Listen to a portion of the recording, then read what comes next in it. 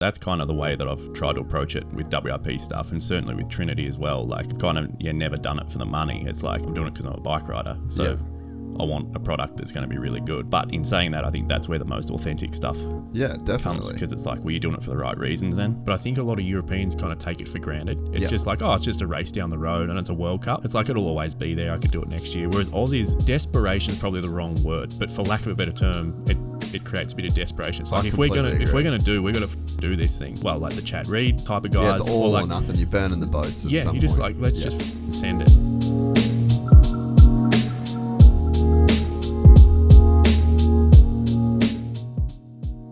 I met a gypsy. Today, before we get into this episode, I want to bring you a message from today's podcast sponsor, Athletic Greens. Athletic Greens is not only an all-in-one formula that helps me just cover all my nutritional bases, it's also the first healthy habit that I have that starts every single day. It sets the tone for a healthy day and just keeps my eyes laser focused on Glen Helen at the end of the year. Definitely notice improvements to my skin and massive improvements to my overall gut health. AG1 is packed with 75 vitamins, minerals, and whole food sourced ingredients of the highest quality that are able to offer gut health support, mood support, can affect your energy each day, and contribute to overall healthier looking hair and skin. Go to athleticgreens.com/gypsytales if you want to get that free year supply of vitamin D and 5 free travel packs added to your first order. Thanks so much to the guys and girls at Athletic Greens. We're excited to have you on board. Are we rolling, Ronnie? Yeah. Mick Williams, welcome to the podcast, mate. I really appreciate it. Yeah, no, I'm stoked you're here. I've been running like a full schedule lately. Like, I started going back to like an old school diary. Wild. Monday, Tuesday, and sort of just like filling out my weeks. Yeah, I've got a similar thing, like literally like a leather diary. Yeah. And I don't know, it might sound wankerish, but yeah, it's kind of, I don't know, authentic. Yeah. Yeah, there's something cool about it. Yeah. Man, when I was a kid, I like to doodle and sketch and stuff. Yeah. Same. And man, I just got like, Mum's still got like just books and books and books that I used to go through and keep real detailed diaries and stuff. Yeah, wild. But yeah, I started just doing everything online and it just, fucking cooks it. So I'm like, you know what, back to basics, doing me week out. And I feel like it's been helping out. Yeah, it's just kind of that one place you can kind of go back to and just, I don't know, sort of resets your day. Yeah, all right. So I watched a pink bike video. Maybe it was a pink bike video.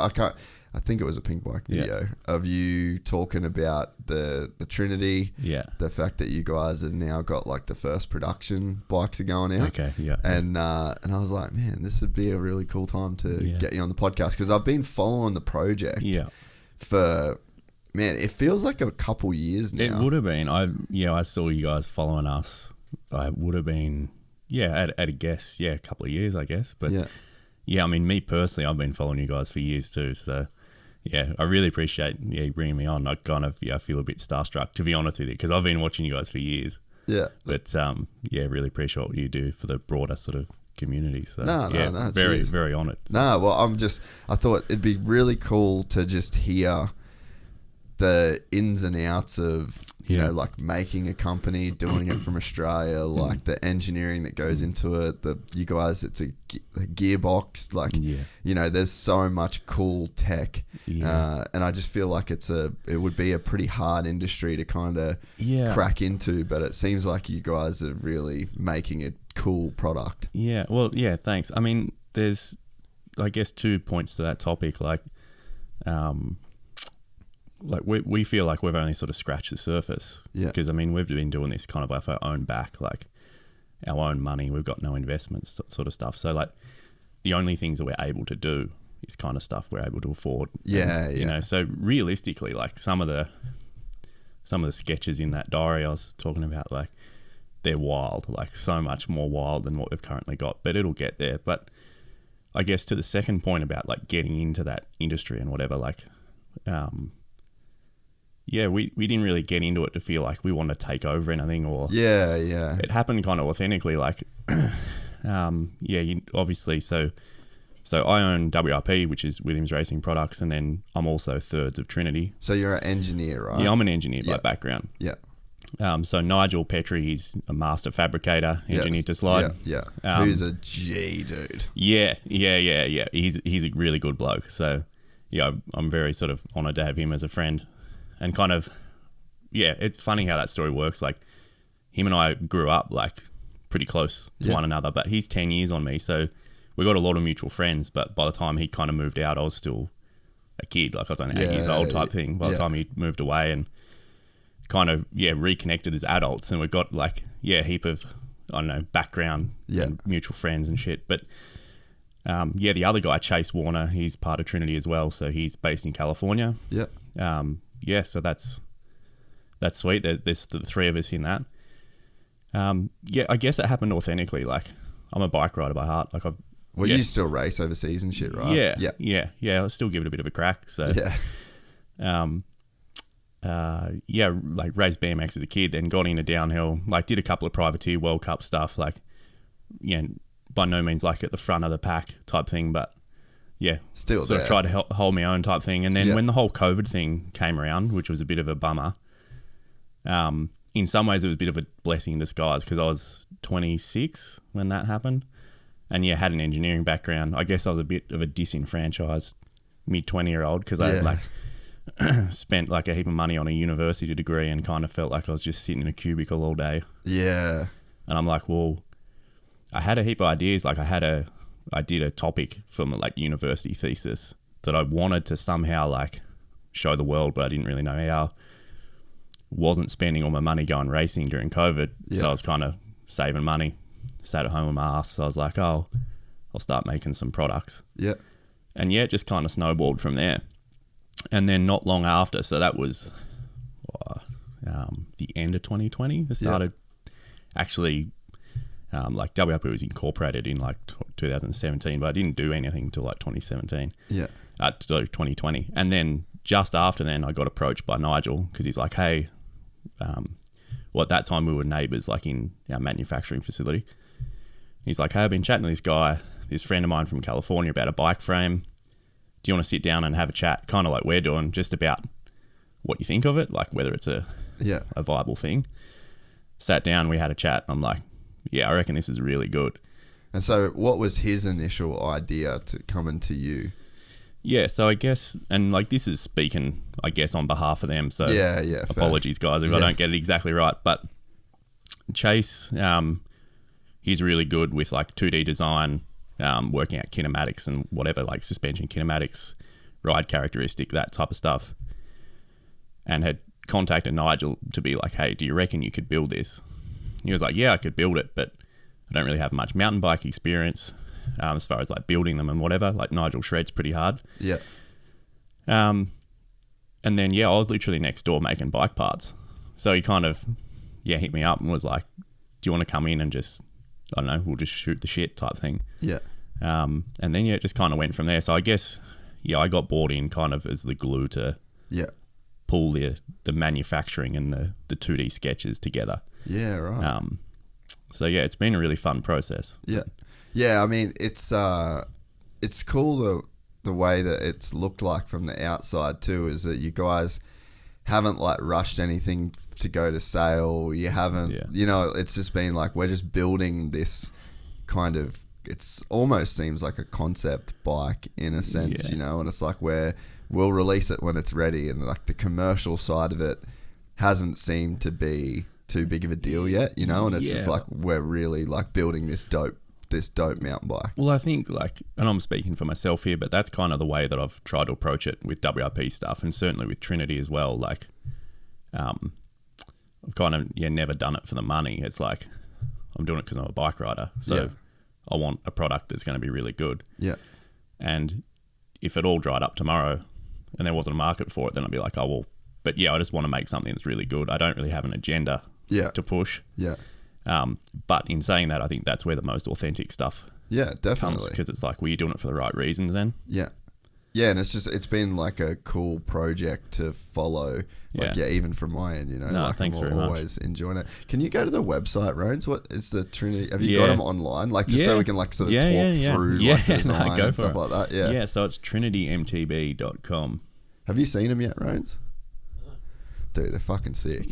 Yeah, I love it. Especially so I mean, I don't know if you've ever heard me talk about it, but like... That's my personal one, actually. Bro, it's so sick. Like, it's out of control. Yeah, it's fucking gangster. So, yeah, my background... I don't know if you'd ever heard me talk about mountain biking or whatever. Not really. I'm intrigued. Yeah. Yeah, so Glenn Jacobs is like Uncle Glenn. So he just like emceed my wedding. He's like Godfather. Right. Like that. Like, so he's literally like my uncle, basically. You're blowing my mind. Yeah. So I grew up with like Kovarik, Ronnie, like McCarroll. I was next door neighbours to Mick and Tracy Hanna. So like I grew up in Cairns I was a mountain biker first. Right. Okay. And I just loved it, dude. Like I saved up. So you know your shit. This is good. Yeah, like I bought an Intense M1 back in like one of Ronning's old Intenses, and my dad fucking hated mountain bikes. He was like, mate, this is the lamest fucking sport in the world. Like, we're gonna ride motocross. Yeah. So then I always did want to ride motocross, but so we ended up kind of doing the motocross thing and sold the downhill bike and whatever. But I've always loved downhill. Like, it's still one of my favorite things in the world to do. It's pretty sick. I don't think, like, to be honest, like, competition-wise, I'm probably more competitive, like, on smaller bikes, like dual slalom and speed and style and that type of stuff. Although, I've raced, like, a couple of privateer World Cups and stuff downhill. But there is nothing that compares to a downhill bike. It's so like, fun, it is bro. wild. Yeah. Like, particularly on a proper course, and you can just hold the thing open. Yeah. It's wild. Yeah, I mean, I'm very keen to get another downhill bike at some point, because like I remember we posted a funny video the other day where it's like my M1 was like riding a toolbox down a hill. Oh, 100%. Like, just rattling. Yeah.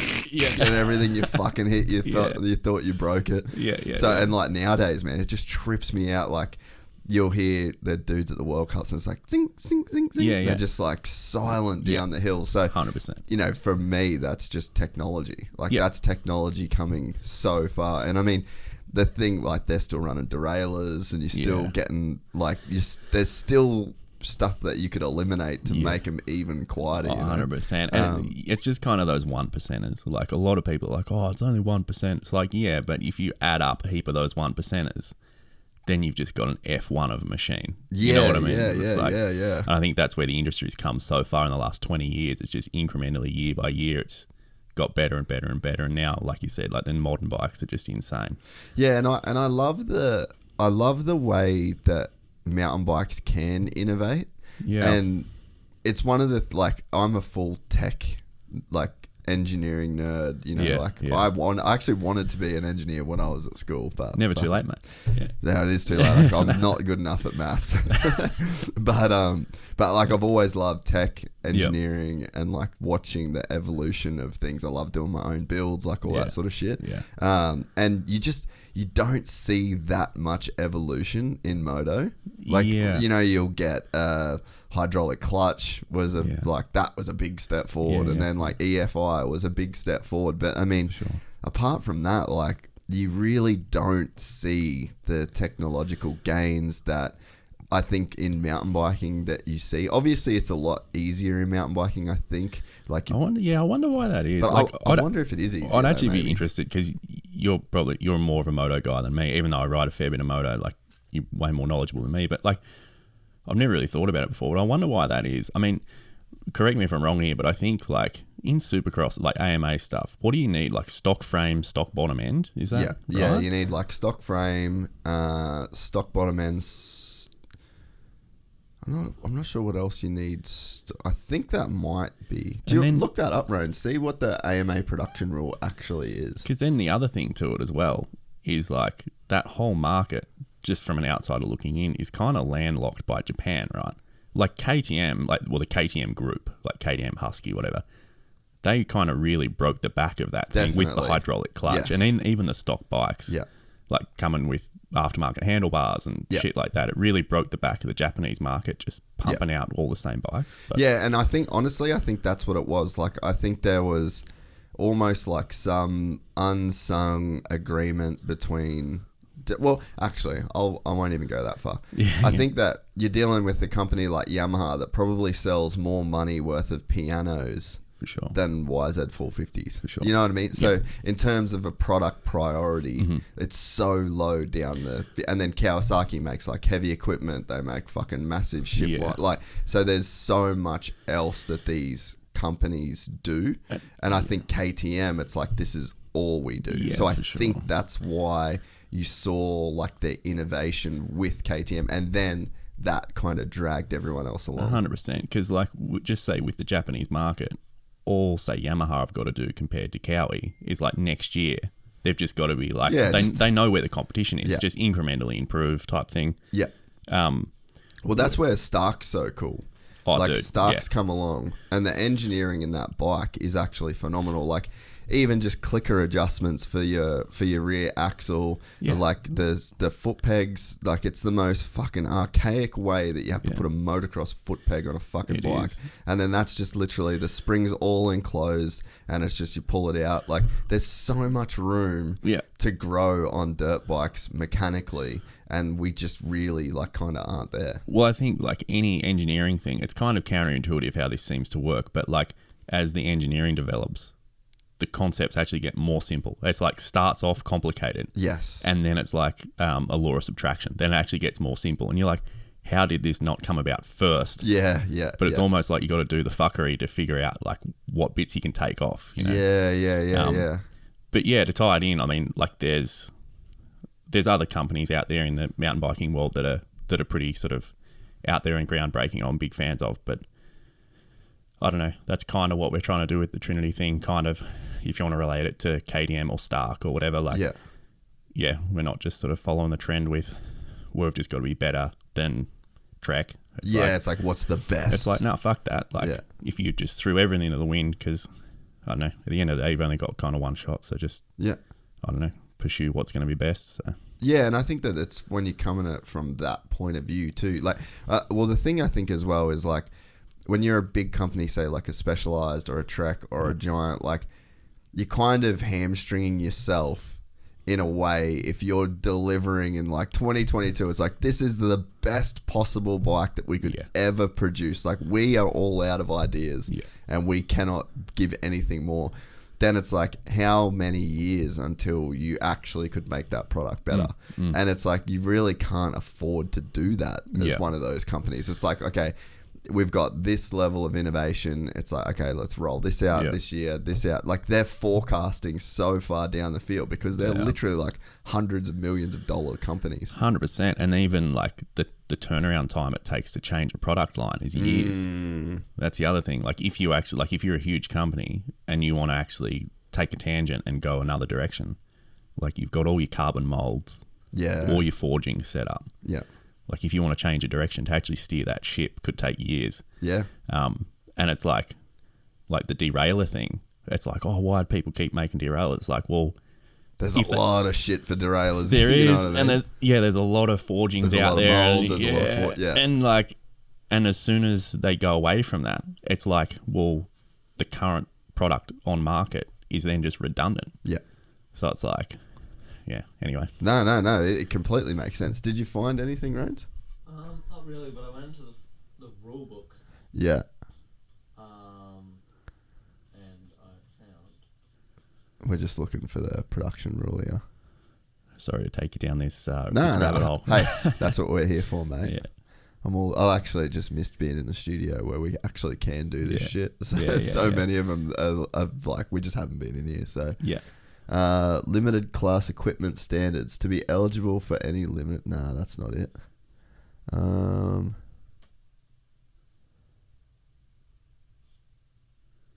just trying to read through this rule book here. Any item listed above may be changed, modified, or added for the limited class. The following are permitted to be changed. Nah. Fucking rule book. Like, who's gonna read this shit? Oh, you'd be surprised, man. Yeah, I suppose. Yeah, I reckon A lot of people. team managers have Yeah, put yeah. someone on this to go through like a gopher and pick out what they can, what rules they can get around. Yeah. I wish, like, while we're on this tangent, keep looking around, see if you can find something. While we're on this tangent, I really wish that, like, the AMA or like whoever would actually change some rules from time to time, because, like, if you look at F1 or MotoGP, like, that's what kind of keeps the ball rolling. That's 100%. what kind of keeps shit ticking, and that's where you do find things, because, like, literally what you just said, like, you put out some new rules, and you've got some engineers at Honda, Yamaha, whatever, that they get tasked to go through that rule book 100%. And find every single advantage, and then those things do end up filtering into the end user. And even, you know, like, there's a good example is like guys running scoop tires at different, like, parlor, like, that's not a sand track, you know, and they do it so they get the start, and they're going their way through the start, and then they'll sacrifice the performance of the rear tire everywhere else during the moto because everyone else is on it. Yeah, no joke. I didn't know that. That's pretty cool. They're all just trying to get the start. So it's like, let's make a rule. No sand tires unless it's a sand track, you know, but there's never anything in our sport at all. And it sort of is a little bit frustrating in a sense, because that's where you kind of find innovation, you know? Well, no, this is getting real philosophical, but I'm not going to be able to articulate it the way it's actually said, but something along the lines of, forgotten who said it now, but something like pure freedom to create is born by discipline or something like that, or born by boundaries or something. And I almost think, like, to a degree, like, if it's totally open-ended, it's just chaotic. Like, people don't know where to start. But if you've got some defined rules, then it really sort of breeds innovation. Like, in MotoGP, like, I'm not that up with MotoGP, but whatever the rule is, like, you know, this at the start of the season, is that the engineers will be like, all right, this is what we've got to work with. This is the boundary. How far can we push it? This? And you saw that, like, with the winglets and stuff. Yeah, like, you need hard limits to then, like, push whatever those, like, kind of limits are, in a sense. Yeah. Is there any changes like that the, like, UCI and stuff has made for downhill? So the big one with downhill, and, like, to be honest with you, this is, like, where I really got my start as an engineering company. And it was really just, for me personally, it was a time and place thing. So 2019 was the first year since whenever, like, the infancy of downhill. There were a couple of rules. Now, one, I can't remember what one was, but it was super arbitrary, man. Like, it was so weird. But one of the big rules was doesn't matter which size, but you just need same size front and rear wheel. That's it. So 2019 was the first year they actually took that rule out of the rule book. Oh, and then that's when you started seeing, like, the mullets come in. Yeah. Now, 2019, like, that was released from the rule book, but that didn't filter into, like, the commercial market. But guys in 2019, like factory guys, particularly guys a bit shorter, started running mullets. Now, again, it was just a place and time. Like, me and a couple of mates of mine were doing some privateer World Cups that year, and I'll never forget it, man. We were at Snowshoe in West Virginia, and Danny Hart won. And Danny's a bit shorter than me, but he was on a mullet. And, like, he was fucking pinned that weekend, dude. Yeah. And a few other guys were on mullets as well. But, like, I was, like, watching my practice runs back. And I was on a 27 at the time. And, me and my mate Jacko White, we were driving. Well, kind of funny still. We drove from British Columbia to West Virginia. Yeah. And the next weekend we had a race at Big Bear in California. So we drove it back across the country. So we had a lot of time to kill. And we were just talking shit. And obviously the mullet things were, like, brand new. And we were, like, just kind of shooting the shit. And I was like, I'm like, well, I could make my bike into a mullet because it's got, like, bolt-on dropouts type thing. Yeah. And literally got home, like, 2 weeks later, made a set of dropouts for my own bike. well, the new bike I had coming was the same bike as that, but 29. Yeah. And I didn't want to ride a 29er because I'd already done it and I was just buzzing my ass. So it's just too big, like if you're a shorter guy, to run 29. Yeah, I mean, it's doable. Like, I can ride one, but I just prefer to have a 27. Like, particularly when it gets steep, for me anyway, I was just buzzing my ass on a 29 anyway. Like everywhere, particularly with big travel suspension. Like if you've got 200mm of suspension on bottom out, like that 29 is buzzing you in the ass. Yeah. And I just hate that. And I think because I've got a BMX background, I'm kind of used to a smaller wheel, I guess. Yeah. And just like, I don't know, being able to flick the thing into corners and whatever. Yeah, having like a smaller like radius in the rear would feel like you'd be able to fit the rear wheel in more places. And there's a couple of reasons. You could go like real engineering nerdy on this, but like... Yeah, let's do it.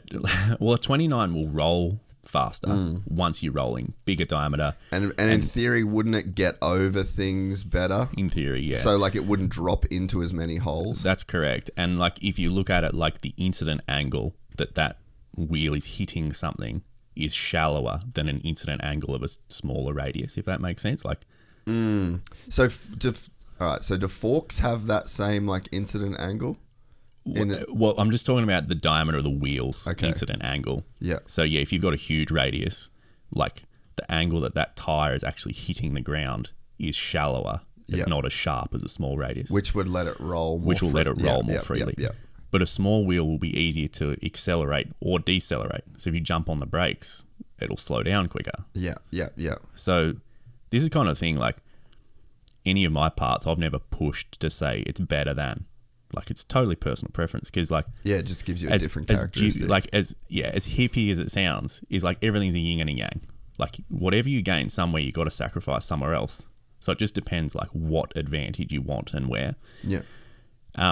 And the other thing is, like, I know Dean Lucas says this, when he went to a mullet, he felt like he was, like, sitting in the bike, not on it. Yeah. And the reason is, like, if you had, like, a side profile of a bike and you drew a straight line between axle to axle, like, middle of your wheel to middle of your wheel. Yeah. If you've got same size front and rear wheel, that is going to be dead flat. Yeah, whereas if you've got a smaller diameter rear wheel, that effective line is going to be sitting up.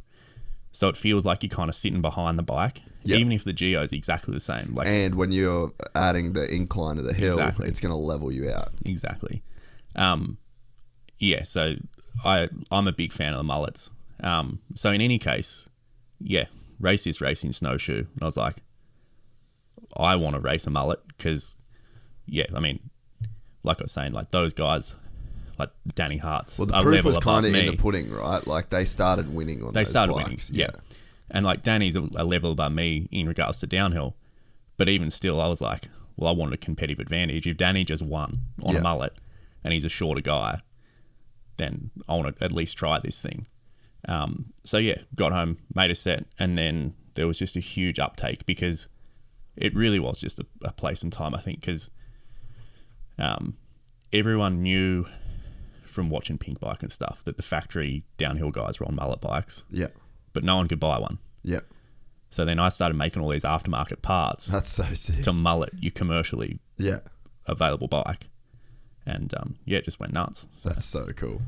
And then did you notice a performance straight away? Like did you go on a re-race? Like did you do another World Cup or anything at that one? Or? Well, no. Well, it was a bit... So I got home and then only a couple of months later COVID hit. Yeah. Well, 6 months later. Yeah. So I didn't really do much racing at that time on the mullets, but I was doing a heap of riding. Yeah. I'm based down in Australia. I'm based down like at Bells Beach, Torquay. Yeah. So like we don't have like super aggressive riding there. We've got a fair bit. Like you can just go out in the bush pretty easy. Like in Anglesey and Lawn and stuff like that. Yeah. Yeah, there's heaps of... I shouldn't say that. Heaps of private trails, or pirate trails behind Lawn. Abandoned walking trails you can bomb down pretty hard. Yeah, right. So I was doing a heap of riding, and like I was saying, like it's just a trade-off. Depends what you prefer. For me personally, there was more advantages for the mullet than 29er. Yeah. For me. Yeah. But yeah, I don't know. No, yeah. So, did you find it, Rose? We'll go back to this. All right. So So we're going back to this production rule. So a number of things must remain unchanged from a production motorcycle, even on a full factory race machine like you see under Ryan Dungey or Eli Tomac. But in order to conserve space, blah. Frames must remain stock, as can be purchased at a dealer, along with the rear swing arm. Exceptions are made for adding strength to these chassis members. The engine mount locations, along with the steering head, pivot, swing arm pivot point, and rear suspension linkage point, must be the same as the homologated model. Subframes can be replaced, but must be made of steel, aluminium, or titanium, not carbon fiber, unless the stock machine. Oh, that's interesting. Yeah, that is interesting. Husky comes with a carbon fiber. But the rear subframe must be of a similar design and use the same mounting points as stock. Back when this rule was made, it seemed to make sense, as the machines run by the manufacturers, especially Honda, were so different from stock that it seemed as if nobody could compete if they weren't on the factory team. However, yeah, I don't know. What do you think about it? Do you think that there should be like a production rule as such in MTB? In Moto? I'm probably out of my depth to talk about Moto. You guys, that's an opinion. Come on. I don't know. I reckon Moto would be pretty crazy if they lifted a bunch of those rules. I think you'd see some insane innovation. What would you like envision? Dude, I don't know. I think for like closed circuit, like Supercross, yeah, I reckon you could end up with a pretty wild looking machine. Yeah, because when you think about it, like motocross bikes are made. We'll put it this way: like, I'll use the example like the Trinity. While like it is a downhill bike, you can tell it's a downhill bike, but I guess, I don't know, for lack of a better term, like we're trying to create kind of like an F1 car, yeah, for the commercial market. Yeah. Whereas Moto kind of seems to be the other way around. It's like you're making a commercial bike and you're taking the commercial bike. Yeah, exactly. Yeah. It'd be like in V8 supercars if they were actually driving around a Commodore. It's like they're not, it's a space frame. Yeah. So like there's something cool about that, I guess, from the manufacturer's point of view, because they can sell like a CRF 450 that's going to be pretty close. Yeah. I mean, what Jet Lawrence is on is pretty fucking hopped up. But you know what I mean? Like, as the rules show, like the frame's going to be all the same and whatever. Yeah. And then I guess it really ties back to like, what was the bike engineered for? Yeah. And I guess what I'm saying is like, say a CRF 450, it was kind of designed out of being like an open track motocross bike. Yeah. And they've adapted them to ride in Supercross. Yeah. I reckon again, I'm out of my depth here, but I like just off the top of my head, I reckon if those rules were all gone for Supercross, like Levi Sherwood's FMX bike that he made. Yeah. Not saying you would end up with something similar to that, but along the same lines of development. Like super light, super small tank. Like, I don't know. Yeah, true. I mean, engine displacement, certainly. I know you're a big fan of 350s, but I certainly reckon you'd have like a 350 engine in there. Super light. Yeah, if you made it way lighter, the power to weight ratio. Exactly, that's because actually it's a really closed good circuit, point, man. Super tight. Like, look at how stiff those guys are running the suspension. Yeah. And it's like they're running it so stiff because they're riding around a motocross bike. Like, it's designed for outdoors. Like, even wheelbase, dude. Like, the wheelbase on a big bike is huge. Yeah. Whereas... Well, so that's why the Yamaha 450 is working so good in Supercross this year. It's a shorter wheelbase. Because it's such a short wheelbase. Yeah. And then motocross, like the dudes in the MXGPs aren't really liking them. The Aussie boys aren't really liking them. They said they're just too fucking twitchy. Yeah, see, I didn't know any of that. Yeah, and it's like they've optimized it for Supercross. Like it's shorter, it's narrower, everything's a bit tighter. Do you reckon, like this is going off on a tangent, but do you reckon that's why Yamaha are doing really well in the lights too? Because they got small, like guys in lights that like generally a bit smaller, probably fit on the bike a bit better if it's short wheelbase. Yeah, I'm not sure with the two. I don't know like what the 250 like kind of dimensions are, but I know from the 450 to from 22 to 23, like it's just a completely different bike, and it's all in the. But I think that people are putting like a 2013 swing arm or 2015 swing arm on the Yamaha 450 because it's longer. So they actually are Lengthen it back out. adding wheelbase to it. Yeah. So like, again, I'm probably out of my depth to comment, but honestly, I reckon like, that's something very interesting. The point that you just made about there's a production weight rule. I think it's like 100 and find out what the weight rule is for the. I think it's like 112. No, it has to be 108 kilos or something like that. But so. Yeah, you're running a 450 because it's like 100 and something kilos. But imagine if you could make a bike 95 kilos or 85 kilos. Yeah. Then you could run a 350 and the power to weight would be more. Like you'd have probably a faster motorcycle. And even like, again, like right back to the very start of our conversation when I was like, oh, people go on about 1%ers, but you add those 1%ers up and then you've got a whole different machine. Yeah. So even say like air boxes, right?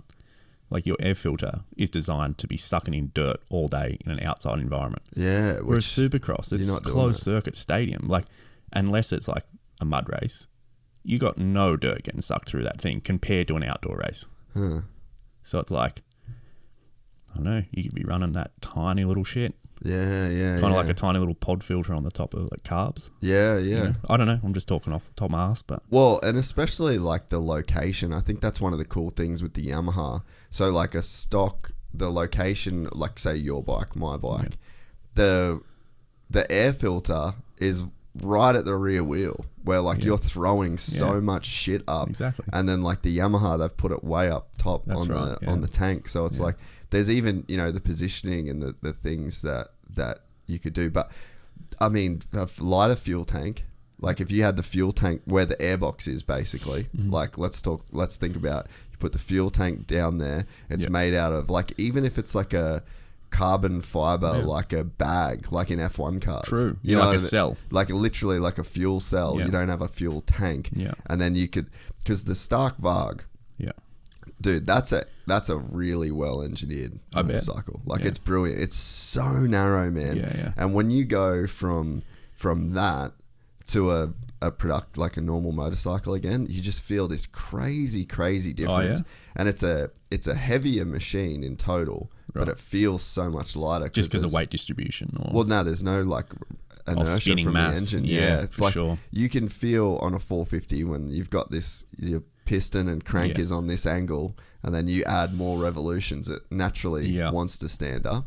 So like you just eliminate like all that weight. Because a lot of that stuff too, like you don't really realize it, because you're so accustomed to it. Yeah. Until you go try something else and then come back and you're like, I dude, noticed this now. It's insane, dude. Because like even like I get like this, I guess, like my mind just sort of sprouts off, but because I've never really thought about it before, but even like suspension travel, right? Like you look at, well, say for mountain biking, if you're on like a fast hard pack track, like air downhill is a perfect example. So like air downhill, Crankworks run like air downhill races. So what's the difference between air downhill and downhill? Basically, air downhill is more of a sprint, less gnarly, so it's not as rough. Is that where dudes jumps, ride sprinty. like the enduro bikes? Exactly. Yeah, okay, yep. So they had one at Rotorua. Yep. I raced my mate's Evil, I've forgotten the subcategory or the sub name of it, but like a calling or something, but small travel, dude. It's only like 130 mil really? Travel. Yeah. I raced that and it was probably still too much travel. Me and, Baxter Maywald? Yep.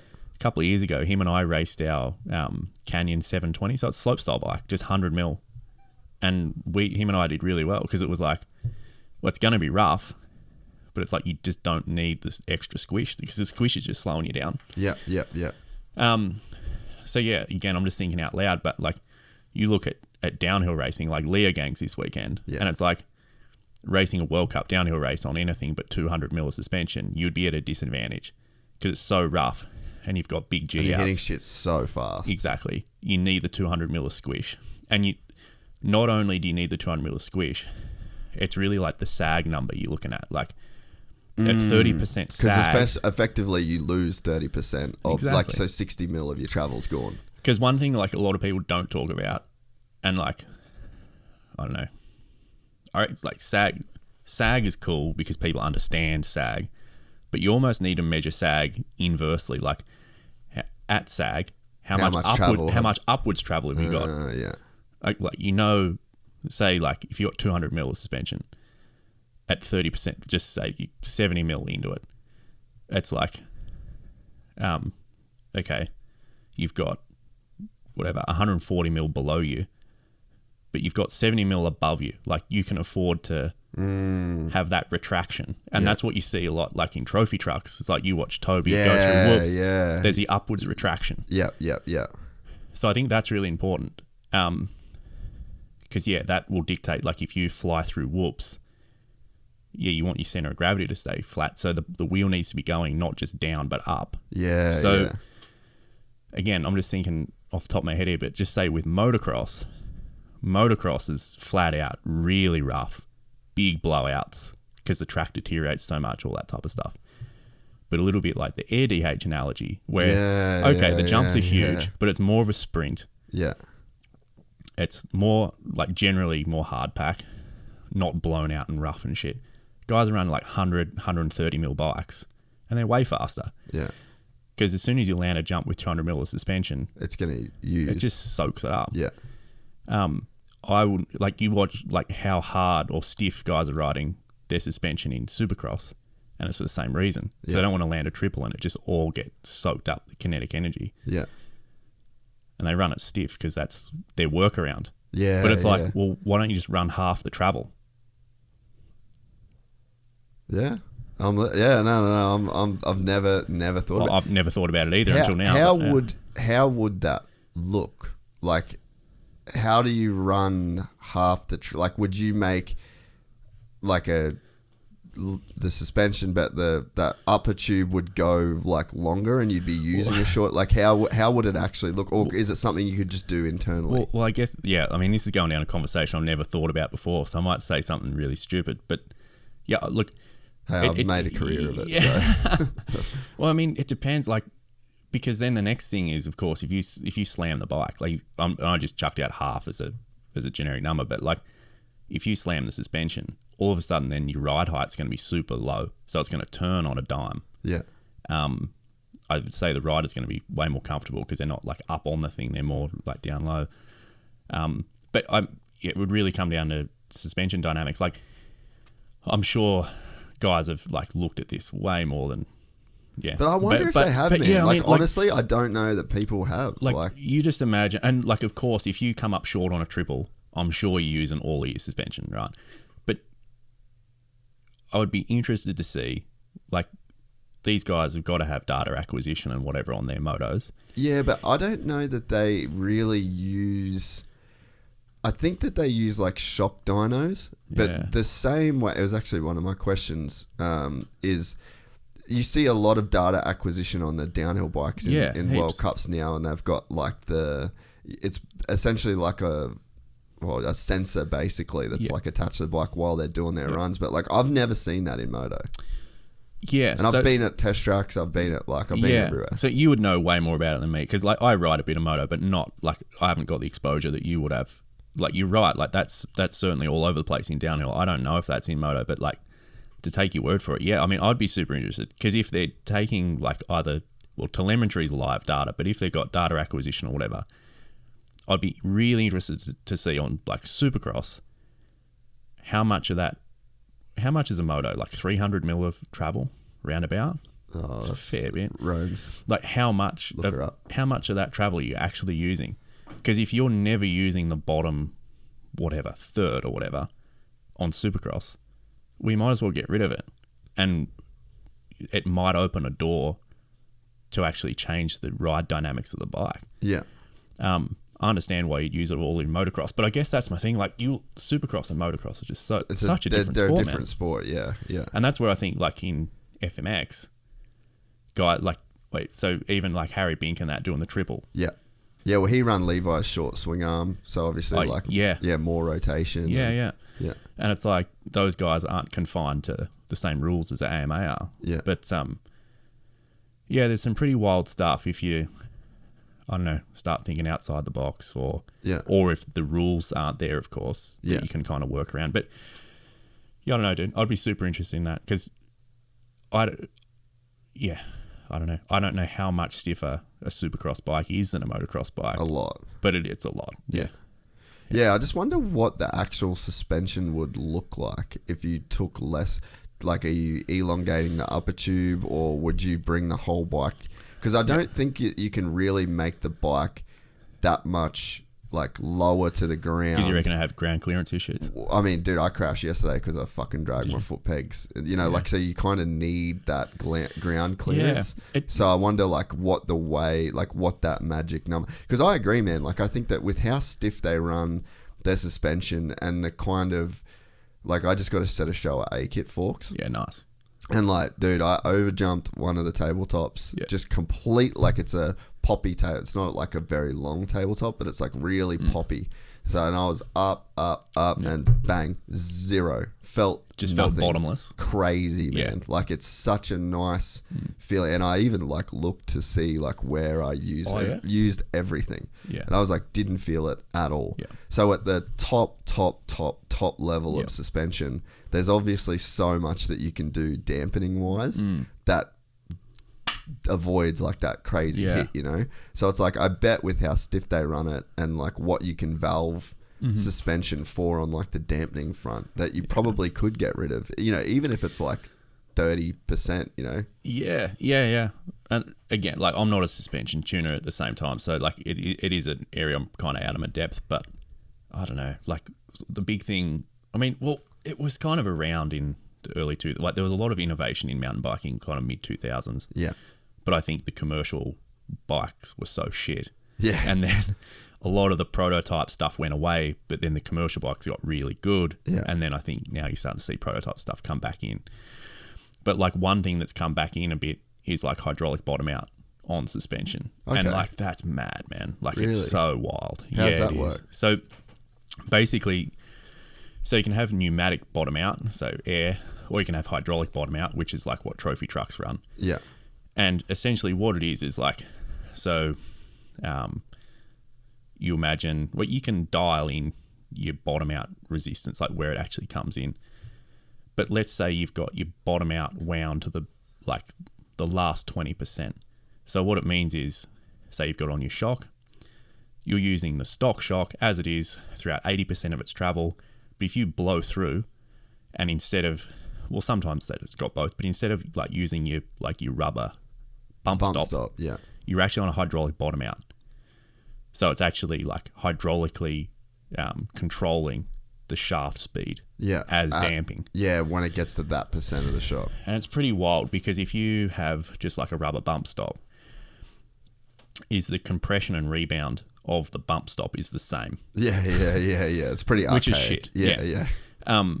Whereas hydraulic bottom out is you can have like I mean, I tested one a few years ago, a couple of years ago. I've ridden a couple sort of since then, not in the last sort of little while. But you can get away with running a really plush shock to have it really sensitive. Yeah. But then when you hit something, it blows through and then hits the hydraulic bottom out. Yeah. And it's like, it gives a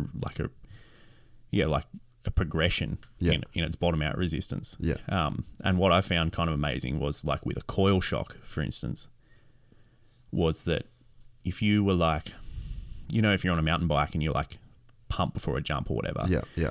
On a coil, like if it's too soft, it kind of feels wallowy. Like you kind of just Whereas like you can kind of push in with your feet and literally feel it resisting on the hydraulic circuit. Okay. Which is pretty wild. Yeah.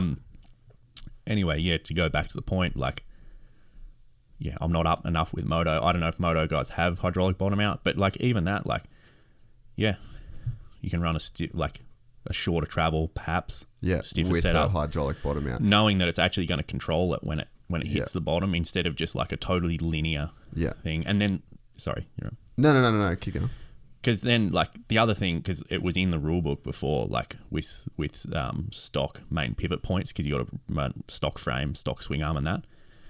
Like from an outsider looking in, if you really wanted to go wild with a moto, but it's obviously regulated in the rules.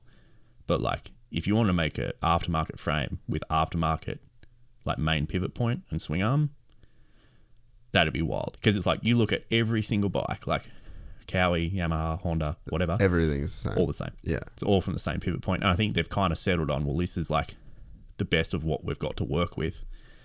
Again, I'm not, a moto wizard, but because BMW came out with that, this is like 15 years ago for one of their tourers. They had, do you remember the name of the bike? Oh, no, I remember reading a magazine when I was a young kid. It would have been in like Motocross Action or something. Was it a motocross bike? No, it was like a tourer. Bike? Yeah. But it was definitely a Beamer, and the output cog, like the output drive cog, was concentric to the main pivot point. Yeah. Whereas like on your Moto, it's in front of it. Yeah. And that's for like suspension dynamic. And what the reviewer was saying was it was so weird because on your Moto, like if you give it a gutful of throttle, like it'll sag in the back. Squat in the rear. Whereas this, like it was different because it was purely concentric. So you'd gun it and it would just like sit pretty well flat. And it's like... That seems crazy to me to even think that that's like possible. Yeah. So, I don't know, like, again, it goes back to that whole thing, like, I've never really looked into how much like Honda, Cowie, Yamaha actually differ in their main pivot point, but it's not much, dude. Like, it's carbon copy. But like we were saying, like the rule books kind of confine it to you have to be running stock frame, stock swing up. Because like one question that I've got asked heaps from kind of like guys like us that ride a bit of moto, ride a bit of mountain biking, whatever, is because like in mountain biking, the thing, like in downhill at least, and enduro, but one thing that's taken off recently is like high pivot. Yeah. Just because it eats bumps. Yeah. And I've had the question heaps like, oh, why don't they have high pivot in moto? And it's like, exactly what you kind of confine to the rules and kind of, again, maybe the Japanese market because it's kind of landlocked. But so what's a high pivot look like? Is that what you guys run in the Trinity? Yeah, so we run. So go back to that, Rains. So we're running a virtual high pivot, and I can discuss both, but basically, you imagine on kind of like a generic trail bike, where as in motocross bike, trail mountain bike. Yep. Where the axle pivots from is at, well, usually it's right adjacent your chain ring, and that's for like suspension dynamic reasons. But essentially, if you've like in simple terms, if you've just got like a normal, like a low pivot, single pivot, it means that your axle rotates like totally concentric to that one point in a circular like arc. Around it. Yeah. Whereas a high single pivot is basically just moving that pivot upwards. So it's still rotating circular, but the thing is, it's rearward now. Like the part of the circle that it's on. Part of the circle, yeah. Exactly. The problem with a high pivot is then because your axle's moving backwards so much, is you've got a shitload of chain growth. So then you need an idler, like a high idler. So that's why you're seeing all of the bikes now. Because it's to combat the chain growth and like the pedal kickback because, you go down a whole suspension dynamic route. But essentially, otherwise, like this is generically speaking, but if you've got a high pivot because of the chain growth, like you get horrendous pedal kickback. So kickbacks, like as the axle moves, you need more links of chain on the top portion of that chain. Because it's going to get it's going to get tighter if it doesn't. Exactly. And the only way to let out more links is for you to backpedal. Yeah, it's the only way. Yep. Or you don't backpedal and it just chokes up your suspension. Yes. All right. Yeah.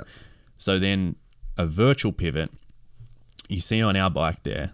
Yeah. Between the frame, like the main frame and the axle. Yeah. There's no solid bar. Like it's all individual linkages.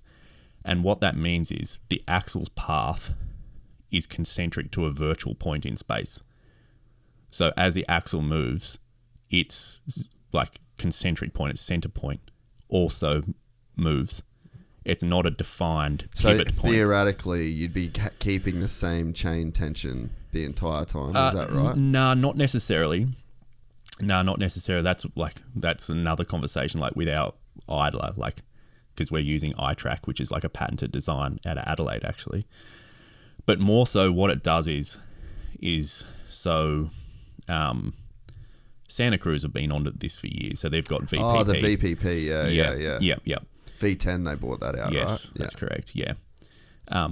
And yeah, all it means is instead of having like one point here and your axle here and your axle moving about that point in a circle, your axle's moving and the center of that point is also moving in virtual space. But to do that, you need like multiple linkages connecting between the axle and the mainframe. You can't get away with one bar. Yep.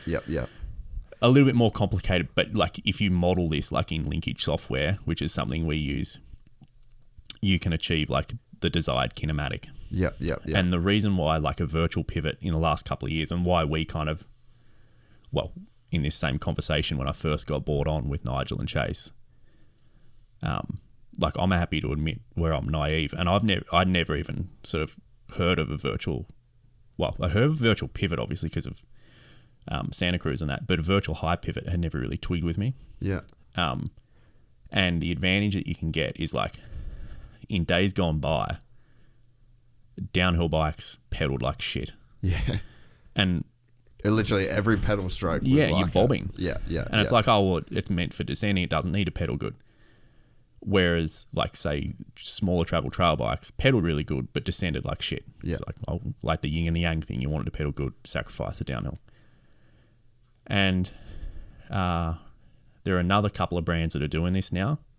I'm not, like, by no means am I saying they stole it off us or anything. It was just a bit of a timing thing. I'd certainly never... again, like happy to admit, I was probably a little bit naive with it, but I'd certainly never heard of like virtual high pivot or explored the idea before we discussed it with Trinity. Yeah. But since then, there's been another couple of brands. So like Forbidden is one that Connor Fearon rides for. Yeah. So their new bike that they're just bringing out is virtual high pivot. Yeah. And then like the Norco range. Yeah. And those bikes have really just exploded on the market because now you've got a bike that pedals insane and is no sacrifice for the descents. Yeah. And again, it just depends how you configure that rear end. You can get like just an awesome performing kinematic. Yeah. And then on a high pivot like ours, where you put that idler, like that high idler, the position of that dictates so much.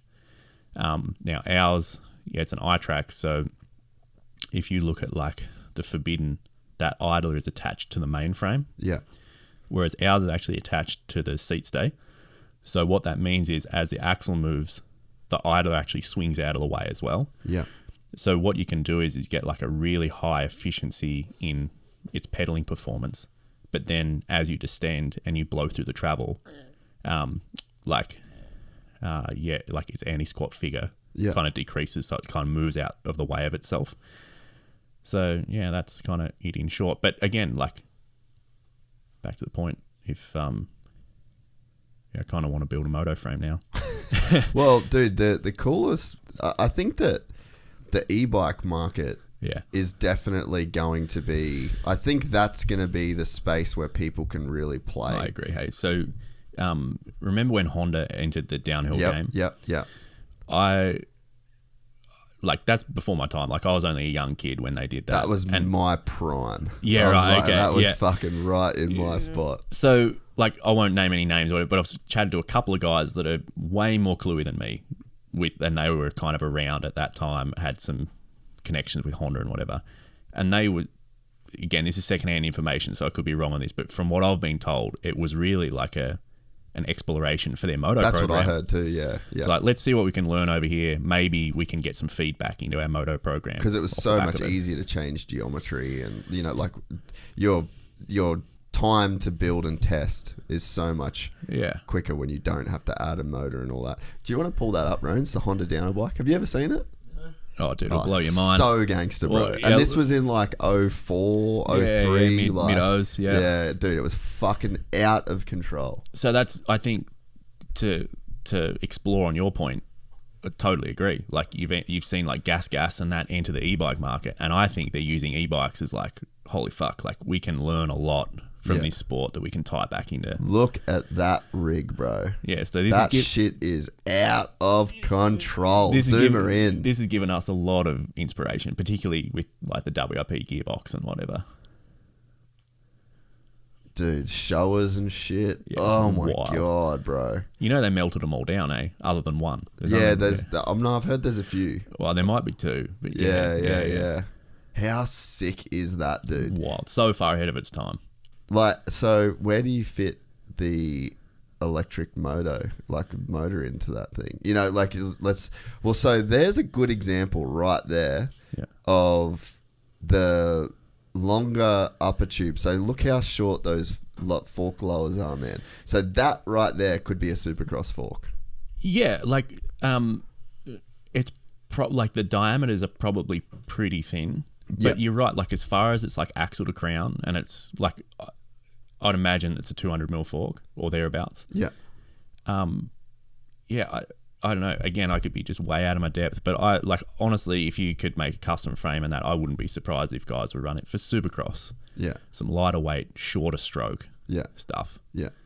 Yeah, no, I could see it. I could really see it. Even air shocks, man, because air shocks are super progressive. Yeah, but for whatever reason, the air shocks in Moto just haven't taken off. Like WP's been working on them for a long time. Right. I think that downhill and Moto are different in that, like, you're not riding a downhill bike for 30 plus 2. That's true. Like, you're only really getting like 4 or 5 minutes before that thing gets to cool down. Oh, true. I've never thought about that. Just the heat that it... But that's actually a really good point. Hey? Yeah, so I think that's probably the struggle that they have on motocross bikes. And you got to think... I don't know whether... I'm not an engineer, but you'd have to think like the weight and the air that's having, like the compression that would be, or the pressure that would build up as a result of the weight. Like once you add a rider to that dirt bike, like that air shock is probably having to deal with 200 kilos. Yeah. Well, it's really the amount of like the heat build up just changes the spring characteristics so much. I've never really thought about that. That's a really good point. Yeah. So I think that is probably why you don't see the air shocks in, like, because Dunge did them. Like, see if you can find a pic. Don't get rid of that. We'll probably come back to it. But Eli was running one. Eli was? I don't know. I don't know that KYB's ever done it. Be like Ryan Dungey air shock, Cooper Webb won one last year, I think, for a bit. Yeah, he ran one in Super, Yeah.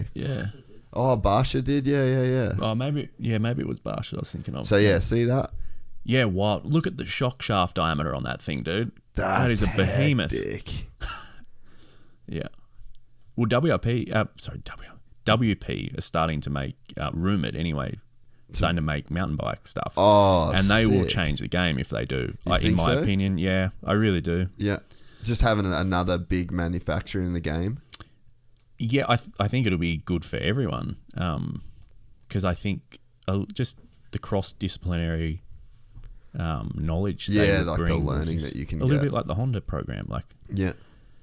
Anyway, it makes a lot of sense. So go back to that Honda downhill bike. So I guess, like, when you said that there's a lot of inspiration that's come from that, like what do you see in that bike that's like very unique for mountain biking? Oh, the gearbox, 100%. Yeah. So what they had in here, well, it was really funny. So they had a couple of different iterations of that gearbox. And again, it was before my time, so a lot of this stuff is stuff that I've read or found out or whatever. But so they had, in the infancy of that gearbox, they had a CVT transmission, and they actually weren't allowed to race with it because CVT is effectively infinite amount of gears. And the UCI regs at the time, at least, stated that you had, I think it was 6 distinct gears. Okay. So what's a CVT gearbox? Like constant velocity transmission, like what you have in some cars. Yeah, okay. I think Hondas have a few of them, but you go in the internal workings. But basically, you've kind of got like cones, and like as the cones change or slide, you've got effectively a different diameter contacting one another, which would give you a different different gear ratio. But effectively, what you've got is like those cones can be anywhere on that surface, so it's effectively infinite range, or not infinite range. Sorry, you've got a defined bandwidth, but in between the range, there's technically an infinite number of combinations. And the UCI regs at the time, actually, this would be something for me to suss out at the moment. Go through the UCI rule book, because at the time, at least, it stated that you had to have a certain number of finite gears. Yeah, they're like, no, you can't run a CVT. So then there might have been some iterations in between then, but what they settled on was essentially just a cassette in a box. Yeah. So what you would normally have at the rear wheel is they've got in that black box in the middle. Yeah. Now Honda should have changed the world in mountain biking. I think they were in it for a defined period of time for their Moto program or whatever they're in it for, and then stepped away, and then everyone else never really caught up, and they were just like, oh, well, we can keep on marching on how we're going. Because that was 20 years ago. Yeah, dude. And there's still, it's not like the thing. Yeah. And they won everything. Yeah, I mean, it had a couple of drawbacks after speaking to some guys that were on it. So Greg Menard was on it. Yeah. Brendan Faircloth was on it. I didn't know Faircloth was on it. Yeah. Yeah, he was on it. Man, there is some, because he was relatively young at the time. Yeah. There's some footage of him right on that thing, and it is out of control. Let's look for it. So good. Brendan Faircloth Honda, I want to see that shit. It's, I mean, Is it on he's a YouTube? good route. Yeah, there'll be some stuff on YouTube for sure. Yeah. Just swinging off it. So one of the things with that was that, like, and this like tips over to another product that I've got for sale, but like you could change gears whenever you wanted on that thing, but it meant that the drivetrain was constantly moving, which was really good. But a couple of guys was saying that had ridden it were saying that like when it got super muddy, you could actually feel the drag in the gearbox because you're dragging that chain through mud and shit. Yeah. But yeah, essentially what they've got is just a cassette in a case, and that's what I've been working on the last couple of years with Trinity. So I've different, like it's not a carbon copy of theirs, but basically I've got a cassette in a box on our Trinity, which is pretty cool because it's kind of a lot of inspo from the RN01. So let's see if we can find even like the Shimano XTR, that was like the shit back in the day. Yeah. Is there anyone riding it? I'm trying to think what you could bring it up on. So like some of the Earth videos. Dude, how good was Earth? Yeah. I love that shit back in the day. Let's just see. Fucking hell. Potato cam. It's so white, like all hydroformed alley. It's out of this world. So yeah, how does that work? Like was it a special... Dude, it looks so steep now, doesn't it? Like all the angles and shit. Well, I think it looks so steep because of the bikes are so small and the head angles are so steep on the bikes, which makes the hills look steeper, I think. Yeah, okay. I mean, not taking anything away from it. Like, this is fucking steep, but yeah. Yeah, man. Dude. Yeah, it was such a crazy piece of engineering. And so even like, hydroformed alloy. So what's that compared to what they do now? Well, I guess nowadays it's all carbon. Yeah, I mean, so I'm trying to think off the top of my head. There still is hydroformed alley in the market. So hydroformed alley, I'm assuming that was hydroformed. It certainly looks it to me. But hydroform is essentially where you've got a die, and then you've got an aluminium tube that you put in the middle, and then stick high water pressure in the middle, and it conforms to the shape of the die. Yeah, that's hectic. Wild. Yeah. It was big in sort of during the 2000s in a whole heap of shit. Like a lot of BMX race bikes are hydroformed. Yeah. Obviously, well, I dare say that's hydroformed. Yeah, a lot of bicycle stuff was hydroformed. You're right, like a lot of stuff's carbon now, but then you're seeing in the last couple of years like a trend away from carbon, I think. Yeah. I don't know, like this is a very personal thing. I actually don't really like carbon to ride, to be honest. It depends what you want. It's that yin and the yang thing, like carbon BMX race bike or like a carbon track bike or just carbon road bike.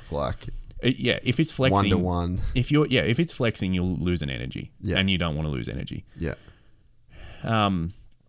Might not be the best analogy, but you think of like riding a BMX bike, like all like park bikes or like dirt jump bikes, whatever. They're all chromoly. Yeah.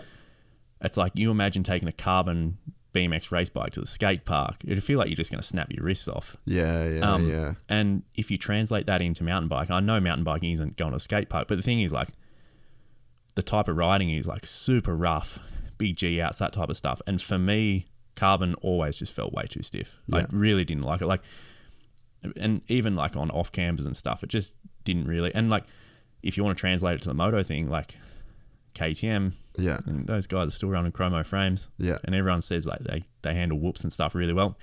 Even if you look at Chad Reed, like, I mean, this is going back to when I was 10 years old, but I could be totally off the mark here. I reckon I reckon Chad would have run 105 if he was still on a Oh yeah, no, and I think chromo frame. Well, dude, the crazy thing, I've got an 04 YZ. Oh really? 250, Yeah. And like when you kickstart the thing, like you can literally feel the frame flex, and flex is a really interesting thing to play with. I feel like No joke. Yeah. I probably nowadays in my bike setting up, well, like feel like I'm fairly dialed with my 350. Like I can even feel if I change my handlebars. Like I can feel the flex in that. For sure. So nowadays I'm like, all right, I got to get the triple clamps, like the right triple clamps. I got to get the right like bar mounts. Like I use the PHDS bar mounts to get a little bit more flex. Yeah. Nice. Like I don't run like the twin wall handlebar. It's like just a fat bar. So I get that bit of flex there. Nice. And then start working on the suspension, because like if you've got a bike that's too stiff, no joke, then like you can't feel like you have to get flex, sag, and then start working on your compression and rebound from there, because 100%. There's so much feedback that you can get from just the flex in a bike before you start with the suspension. 100%. And then like if you, I don't know, suspension is just a small part of it too, because essentially like suspension at 100%, at its 100% efficiency, is only working when the bike's purely straight up and down, and the ground's flat. Yeah. As soon as that fucker's leant over, or you've got off camber, your suspension isn't working purely up and down now. The thing does not work. Yeah. Like, MotoGP is a prime example of this. Like, teams muck around with swing arms, like whole different swing arm setups, because they're like, I mean, like Miller, what's he on? Like 60-something degree lean angles and whatever. Oh, dude, it's so and it's like at that angle, if they hit a ripple in the track or a stone or whatever, that shock isn't going to do anything. Like they're actually relying on the side-to-side flex of the swing arm. So the side-to-side in a straight line is the same as up and down if you're on that much of a lean angle, you know? So, well, MotoGP is a prime example, unlike Motocross. Like, they can muck around with swing arms. And it's like teams, hydroformed alloy or CNC, carbon, and then different lengths too. Like, if it's a long track, they'll have a long swing arm. If it's a short track, shorter swing arm. I don't know. Like, I've even heard, I don't know whether this is true or not, but like, I've even heard of like asymmetric tracks. So if there's like more right-handers than left-handers, different carbon layups in the swing arm. So it's stiffer on one side compared to the other. That would be for sure. Like they do different tyre compounds. So like the left-hand side of the tyre would be a harder compound to the right, because you're spending more time on one to the other. And I think that's where the carbon frame thing comes in, because like so many people look at suspensions just up and down, but it's like a little bit like MotoGP on a huge lean angle. It's the same if the track's super off camber. It's like the reactive force of your bike on that surface is the same as if you're on a huge lean angle.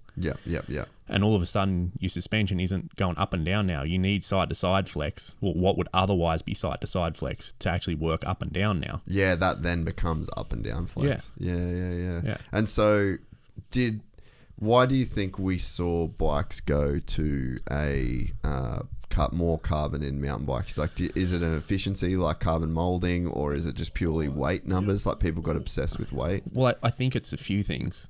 Weight for one. Carbon was kind of like the bling word. I think 15 years ago, like everyone wanted carbon shit. I remember when they had like carbon stickers, like you could carbon up, like sticky your shit, like it's fake carbon. Like it was. Maybe it was just me being a kid, but like carbon was a bit of a bling word. So I think there's that. I think it's marketing because it was a bling word, it was also marketing from the bike companies being like, well, we can charge 50% more because we're using carbon and people will think it's more exotic. The other thing like is if you're pumping out a heap of carbon frames, like you've kind of got like that, like there'd be that crossover. So if you're making over a certain amount of frames, it could actually become way cheaper to make carbon frames, because all you need is a mold, and then you're just pumping them out. And if you're doing tens of thousands of frames a year, it's going to be way cheaper than getting someone to physically weld them up. So I don't know, and particularly like I've never worked in carbon, so I really don't know the market that well. But from what I've heard, like if you go to Taiwan or wherever, like you can get anything made in carbon. So and I really think that Asian market in the last 10 or 15 years, as far as like their custom manufacturing's really developed too. Yeah. And like most bike companies are based wherever, Europe, here, America. And then they're getting it made. And then getting it made there. So it's yeah. like, it's kind of that domino effect. Like as soon as, say, like Trek starts doing, well, Trek might have their own factory, but as soon as those big guys start doing carbon, the smaller guys kind of have to go there because they want to keep up with the market. Yeah. But yeah, I think it was a bit of just a rolling effect. But yeah, in the last couple of years, you've seen a lot of people go away from it. Like Common Style have been hell-bent, not carbon. Part of it, for better or worse, has come about a lot because of emissions and stuff. Yeah. Because aluminium is recyclable. Like the company will get rated on whatever rating it is. It's being better for the environment. Yeah. But yeah, I personally, again, depends on the discipline. But yeah, for downhill, I'm not a big fan of carbon. So let's go back to the Trinity range. Oh yeah. We're going all over the shot here. No, Sorry, mate. I like it. Yeah, me too. Cool. Yeah. So let's talk about the difference between like weight wise in that thing. So is that heavier than like a carbon bike or? Yeah. Again, it depends what you're comparing it to. Compared to like a carbon downhill bike, yeah, probably a little bit more weighty. So that bike, that's my personal one there that I've been riding sort of all summer. So as it was set up in that picture at the top, it was 16.8 kilos, which is pretty good. Yeah. Like that's benchmark for kind of downhill weight. Yeah. Admittedly, it had an air shock in, which probably saves a bit of weight. It's only got a single speed on in that configuration, so that would save a bit of weight because you don't have a cassette and derailleur and whatever. But that's 16.8 as it sits. That's tubeless. Yeah, it's like straight tubeless, no inserts. So that probably saves a bit of weight. But yeah, it's comparable. Yeah, and obviously it's easier for you guys to manufacture or like to prototype in the alloy because you can weld the shit up and it's a bit more workable. Yeah, so that's full chromoly front end. So Nigel welds all the chromoly in-house. Yeah. Down in Geelong. And then, the rear end is all billet aluminium. Yep. So honestly, we explored so much stuff, and about how we're actually going to make it. We explored carbon. What we were going to do in the initial sense was actually have it like billet CNC the whole thing. Yeah, okay. So basically like that front triangle that you see, basically CNC two halves, sandwiching together with epoxy and some like locating screws. Yeah. Personally, a couple of other bike companies have tried that. It hasn't necessarily gone that well. And Nigel being sort of the master fabricator that he is and like making a lot of roll cages and whatever, and us sort of having common backgrounds, we were pretty keen on the chromoly idea, particularly because he was like, well, I can make it. And because you don't need to like post-weld heat treat it, like it's not a necessity to post-weld heat treat or anything, like it's so easy to prototype. Like if you just want to tack on an extra tab or something, you can just tack it on and test it. If you need to cut it off. Yeah. So like the version 1 frame, by the end of it was pretty hacked because we wanted to test a bunch of stuff. And but yeah, the billet, all the billeting section, there's like numerous reasons for that. But yeah, I mean, so we can test flexes of rear ends. It's all so modular. Billet means CNC machine, right? Yeah, so billet is like it starts as one block. Yeah. And then you mill it out. Yeah. Yeah, that's super cool, man. I just love the look of the thing, like Thanks, just man, everything all the thought that went into it, the material. Like to me, that's just as bike porn as it gets. Yeah. How long did it take for you guys to go from the three of you meeting, like you're on that call, till the first run on that bike? All right, so it's pretty funny, man. Like it's pretty wild to look at in hindsight. But so I jumped on that call in December of 2020. So WRP was very new, actually. And then we kind of just fucked around for a bit, just exploring ideas. And then there's a show down in Melbourne. I'd never been to it. No, none of us had ever been to it, but it's called Handmade Bike Show. And we were like, it's a local handmade show. Like maybe we could set that as a deadline and just see whether we could build a frame. Yeah, cool.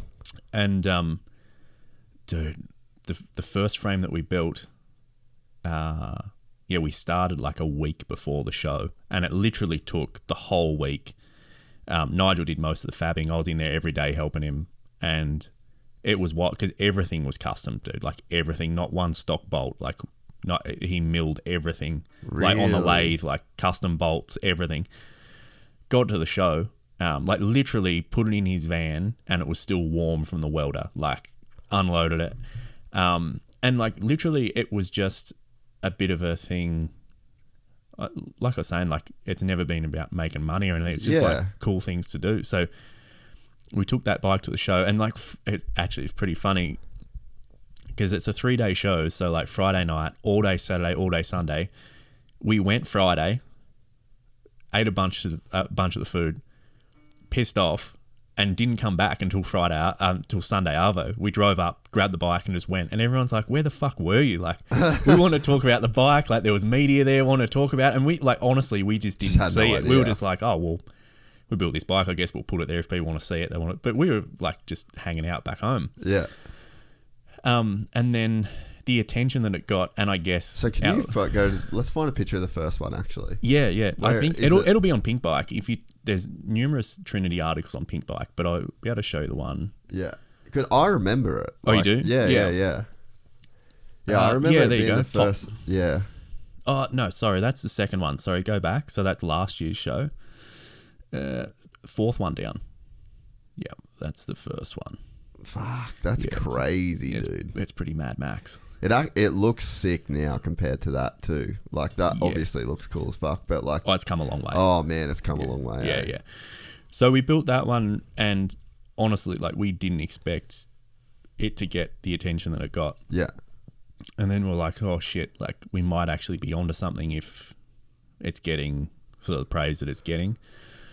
But we were so new, man. Like, and I just started WIP, so we kind of kept exploring ideas and whatever, but literally between that, so that was May 7th, 2021.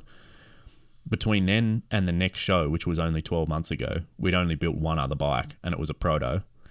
And we really done bugger all riding on them just because we were tied up doing other things. Like, again, we didn't really see it as like a business venture, I guess. And then last year's show, it got a fair bit of attention. And then people started talking to us that are pretty like respected, I guess, in the industry as far as athletes and whatever are concerned as well. We're like, oh, maybe it's really something. Yeah, maybe it's really something. And in the last 12 months, like since last year's show, now we've built, I don't know, quite a few bikes. I'm trying to think off the top of my head, 10.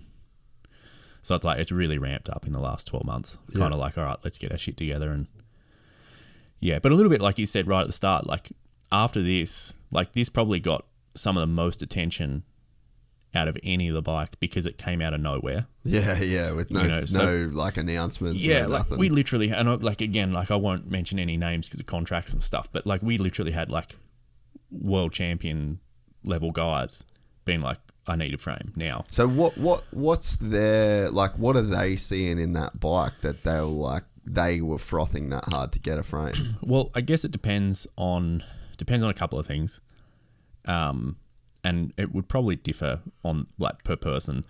I think one of the big things would have been gearbox compatibility. Because so that bottom bracket section, like underneath the shock, that's for the gearbox to slot straight in. Well, it's all modular, so you can run basically any drive line you want. So that bike there has just got a normal set of cranks.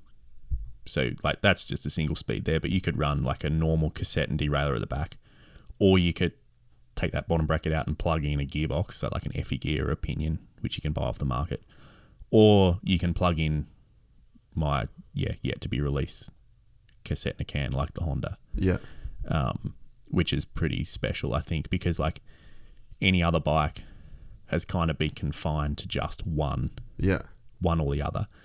And again, like, because there is a fair bit of testing in MTB, I think guys really were like, whoa, like I could run kind of anything I wanted in this. And so what's the appeal there? To be able to run any, like, would they change a track to track, or would it be just allow them to get like the exact setup that they want? What are they looking for when it comes to that, do you think? I don't know. This is just like personally, I think the biggest thing up until now has been So there's always been the argument particularly from the gearbox manufacturers, that the gearboxes are better. But there's always drawbacks. Like the gearbox in MTB have got a fair bit of drag, traditionally speaking. So you're losing efficiency and whatnot. Relatively heavy. And the other thing too is, dude, like it comes down to like sponsored athletes. So if you're sponsored by SRAM... Yeah, you're running a SRAM gearbox. Well, running a normal cassette. That's all that SRAM offer. Yeah. And I think the big appeal with this was kind of like, the jury could be out of which one's actually better, because this is like the first bike that's come along where you could actually back-to-back test every different drivetrain with just undoing 6 bolts. Yeah. And it's like you could easily do back-to-back-to-back runs and be like, we can act like with data acquisition as well, and be like, this is actually better or this is actually worse or whatnot. So I think that was a big appeal. And then like the virtual high pivot, I don't know whether anything was leaked by Forbidden or Norco before this, but I can't really remember off my head. But in any case, like the virtual high pivot suspension platform was extremely new, and I think that caught a lot of people's attention. I don't know. I don't know whether this sounds really like wankerish, but I also think that like, I don't know. I think people can see, like potential customers can see the intentions behind the builders. Yeah. And like we're not Trek trying to push something down your throat. Yeah. We're literally like, this is an open agenda. We just want to make a high performing bike. That's all that matters. Yeah. And I think it's just something that only a company that's small in its infancy like can actually do that shit, for all the reasons we sort of spoke about before. Then I guess were you developing the gearbox like kind of separately to all of this? Nah. Or the gearbox came about because of this? It's kind of funny, man. Like I like there's some products that I've developed that I've had to keep kind of close to my chest, mainly because of like intellectual property stuff. Yeah. But some other stuff, I don't know, I might have shared some like too much. But at the same time, like I've kind of tried to come at it from a point of like, I don't know, not being cocky or anything, like literally just putting stuff out there as I'm developing it. Like open source. Yeah. And but the thing is, like, it can be a really good way to innovate, because people will hit you up and just be like, have you thought about this? Yeah. Thought about that? And like, I try not to anyway, have an ego attached to it, like just try to do good shit. Yeah. But just start where you start, and then just, I don't know, cross bridges when they come, I guess, which might not be the best way, but I don't know, it's a good way to innovate, I guess. Yeah. But yeah, what happened was, so this bike, just after this show, it was sitting in my office, and it was pretty late, man. I don't know, it was like 10:30, 11 at night, and I was dicking around with something, and I was just kind of, I don't know whether you do this, I do this, like with motos and bikes and whatever. Sometimes I just kind of sit back and admire them. I'm just like, fuck, that's a good looking bike. Yeah. And I was looking at just kind of like that lattice section and like the chain lines and shit. And I had a picture up on my laptop of the Honda. Yeah. And I was like, the one thing, because like as this was initially designed, it was designed just around like a pinion or an Effie gearbox. And then just before this show, we weren't going to get a box in time. And then the idea kind of sparked to me. I'm like, we could CNC our own bolt-in bottom bracket, so you could just run normal cranks and whatever. So that was kind of cool. And what's cool, it only like last week, Mondraker on the World Cup have that similar kind of idea, so they can have like different bottom bracket positions. Yeah. So this bike at the show only kind of had those two intentions, like a normal commercially ready gearbox, and then sort of my bolt-in bottom bracket. And then, a couple of weeks later, I was in the workshop and I was like, fuck, if we could somehow incorporate like a cassette in a can, kind of like the Honda had, then it would open up even more of a market for this thing. And literally over the next couple of days, like hardly spent any time on it really, just 3D printed up some little brackets and shit. Quite literally, so I could just bolt a derailleur to the frame. So if you want to see it, there's actually a Pink Bike article on that as well. It's pretty wild. But What would we type in? if you, I don't know, if you just go back, it might come up. Yeah, try that. Yeah, that one, second from the bottom. Yeah, there you go. So I think people thought Pink Bike's covered you guys a lot, eh? they have. Yeah, they've been really cool. So this is a couple of weeks Zoom after into the that. show. And you'd already got that done. Yeah. So Oh, wow. Okay, I see what you're talking about. I think people thought I was more serious than I was. I literally... That's fucking gangster. It's pretty gangster. I 3D printed up a couple of brackets so you can see the one coming off the pivot point to hold the derailleur. Yeah. It's all just printed. Like even the jack shaft through the middle, that was just 3D printed. But did that up, put it on the bike, and it actually shifted gears. I was like, oh, that's pretty cool. That's also got like a WIP product, so that like in the middle of the crank, that's a center hub, so it means that like that will change gears whenever you want. So like even when you're coasting, you change gears and shit. But anyway, put it all together and then posted 1 or 2 videos on Instagram, just as like, oh, I was mucking around the workshop late at night type thing. Yeah. And it just went crazy, man. Like a couple of million views, that type of stuff. And then Pink Bike hit us up and were like, can we cover it? And I was like, oh, yeah, okay. We can take it up, put a couple of pictures, but really haven't put that much work into it. But again, like sometimes I think it's good to start from a point of like not necessarily having an agenda or an ego or whatever, just putting it out there. Yeah. Because literally after that, I was like, well, it's obvious people want a cassette in a box because this has gone wild and I've only put a couple of hours into it. What would actually happen if you put tens of thousands of hours into it? So that's kind of what got stuff kick-started. And then... So where's the actual like hub for the cassette on that? Because I can just see the derailleur. No, so the cassette, so see the thing like right in front of the crank? Yeah. That is actually cassette, but turned around backwards. Okay, all right. So that's the biggest cog on the cassette. So it's just like a downhill cassette. Yep. So yeah, it drives through the front there. There's a jack shaft and then transmitted power to the back. So it was pretty ghetto because like the frame wasn't designed to house my gearbox at all. Like it was just kind of like, oh, I could probably make something to fit. And that was the first attempt at making something fit. And then it went through a couple of different iterations. The second one that I made worked, but it wouldn't shift under power. And it should have been obvious to me at the time. But again, it was just... Yeah, you don't know what you don't shotgun know. approach, just chucking stuff at the wall. And then the latest one, I don't know if it's... Actually, I think it has been covered. If you go back again... So, like, actually, before we go back, go down to the Sorry. comments. Let's see what, like, people... Oh, man, I haven't read any of the comments, to be honest with you. I don't So, read like- Pink Bike comments. Damn, these mushrooms are kicking in. Fuck. This is the first time I've read this shit. But that's good that you don't read the comments. Sick drivetrain level and new stuff people are making. That exposed cassette looks deadly. It definitely looks deadly, Yeah. yeah. What else you got? 10 out of 10 would allow to eat my pant leg. Wait, some people should be Oh, awarded dude. for the Bro, the articulation and I some of this agree. stuff. Like, there's some internet comedians that, Oh, dude, like, they're funny, you eh? should have a job making people up. Yeah, that's hilarious. Oh, so that's more pictures of it. Yeah. Yeah. So that's how it worked. But again, it was like I actually welcome the Pink Bike comments because again I whacked this together and just put it out there. But, yeah. So the one to go up a bit. Sorry. Okay, so that's second from the top. Like it's come a little bit from Cassette in a can. It's come a little bit from here. Yeah. But this is essentially what I've got at the moment. Actually, I've got a a part. pic? I've got a part for you. No, I've never even given a part away from Gearbox. But this is a 3D printed titanium little bridge. Oh, wow. So you can have that. Sick. You can use it as a Thanks, mate. paperweight or something. Yeah, But I fuck saw yeah. it lining the.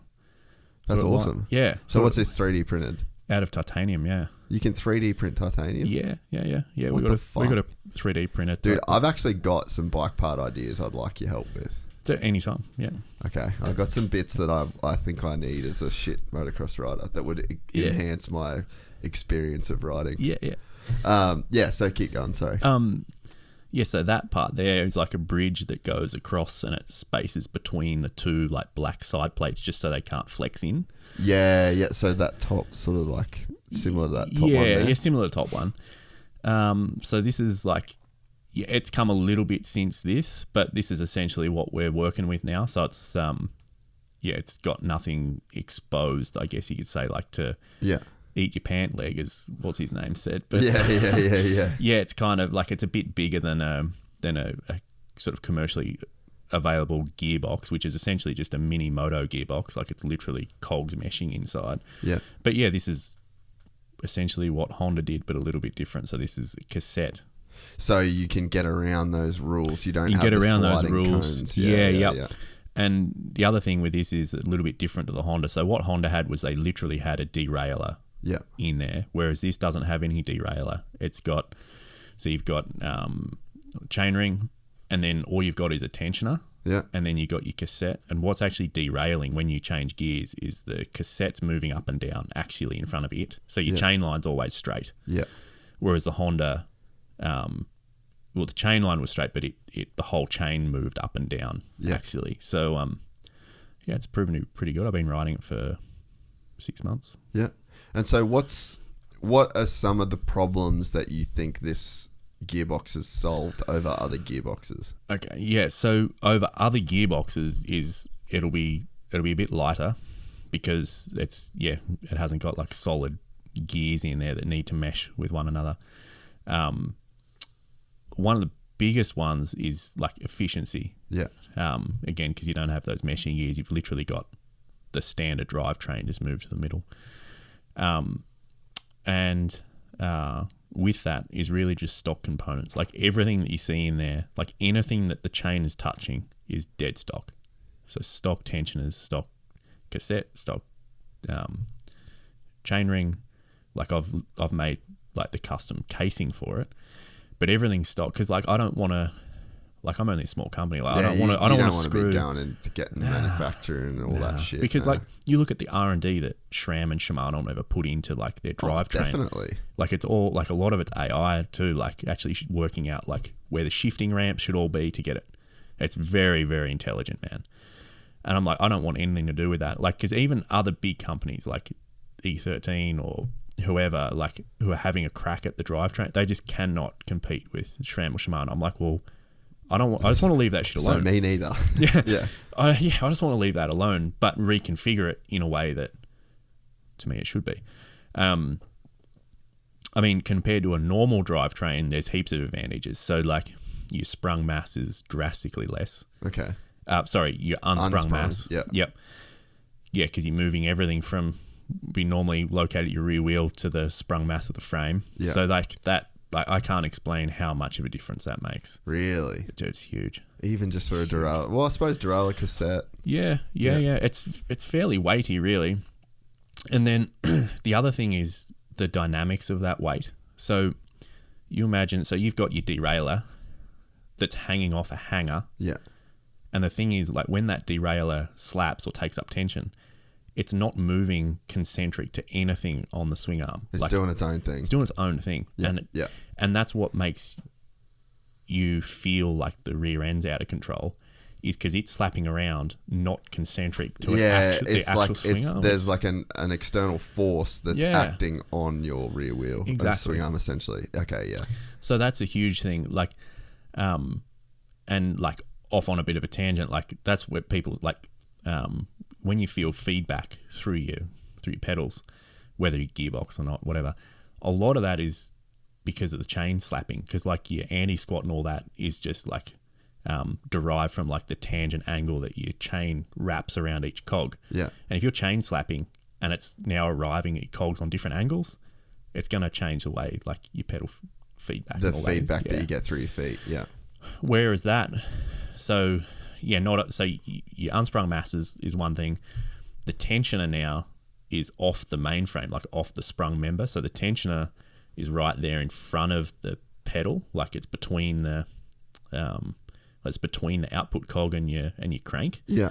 So it's tensioned off the mainframe. So ride dynamics are just totally different. Yeah.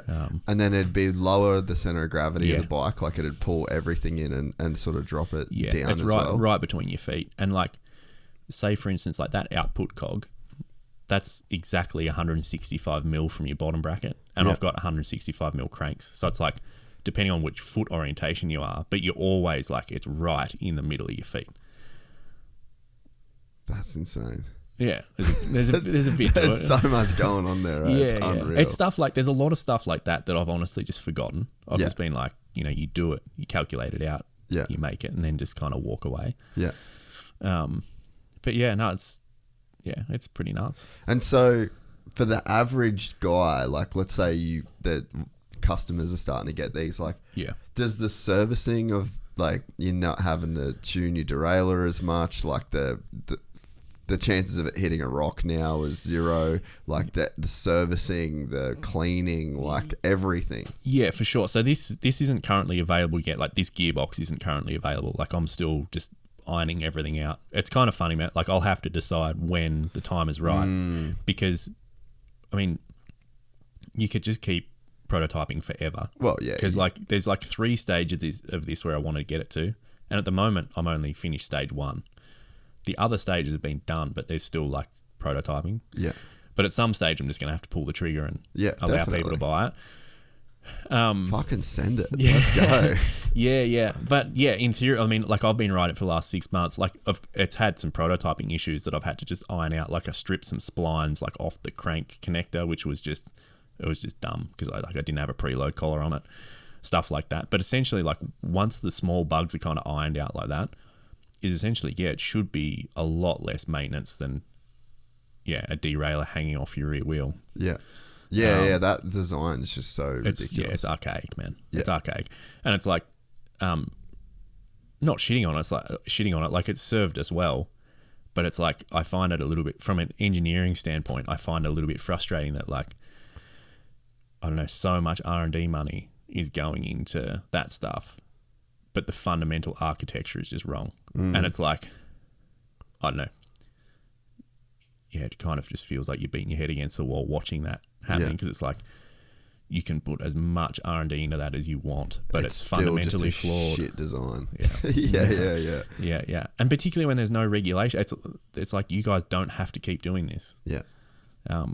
Anyway, but well, I mean, it's cool for you. Like, I feel like I'm really excited for the day that you really press go on it, you know. Yeah, because I need to do it one day, dude. Just fucking send it, like get amongst it, because I feel like there's a lot of people out there. Because the thing I think a lot of maybe like manufacturers and shit forget is like we're just nerds. Yeah, fundamentally. You know, like we're all just nerds. Where I can't ride a bike like Tomac, but I'm out there changing my suspension. I'm fucking testing I love it, you know. And I just think sick. Like people like progression. People like the new things. People like to, you know, experiment, see how things feel. And this to me is like that's one of the more exciting products for that. Yeah, no, thanks, man. But I mean, not to blow smoke up your ass, but I think like that's the one thing that I've really enjoyed about this podcast too, like listening, is I think like whether you know it or not, but I think you're like a medium that is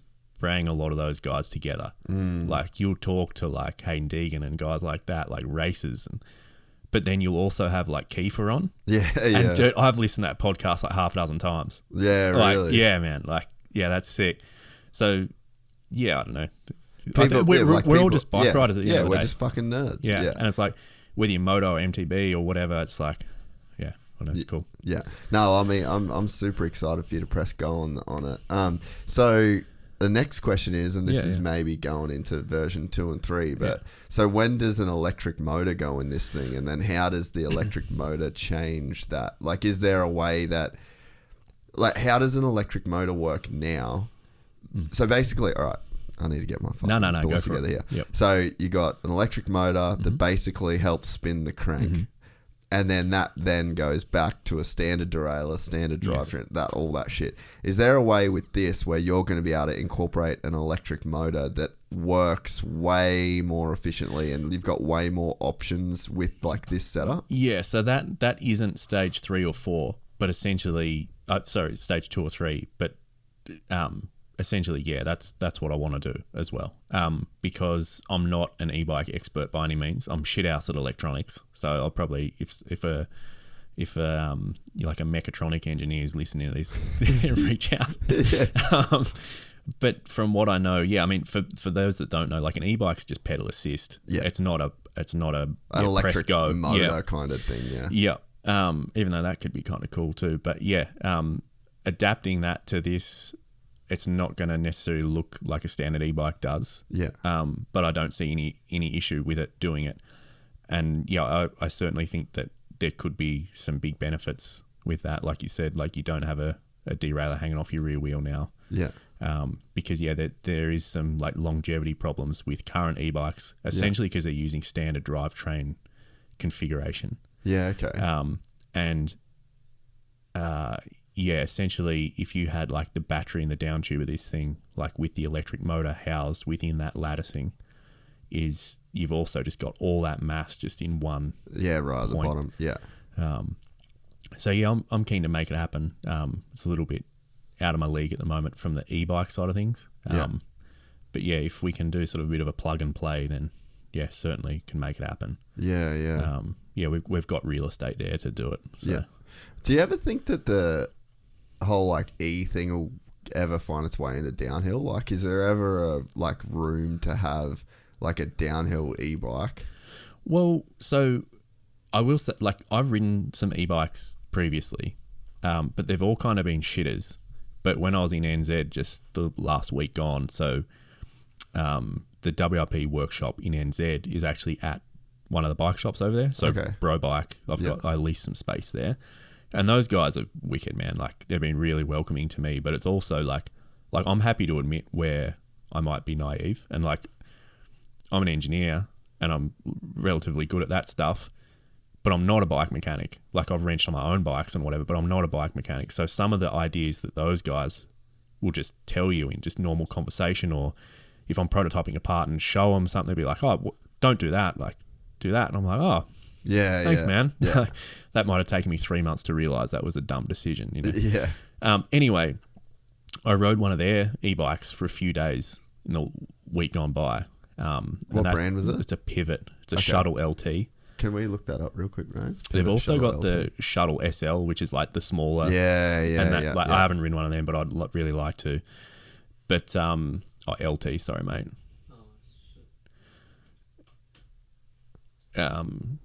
One of those babies. So that's pretty gangster, eh?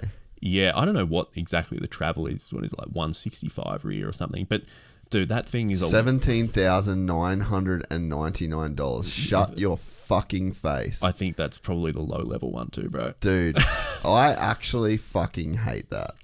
So I don't understand it. Maybe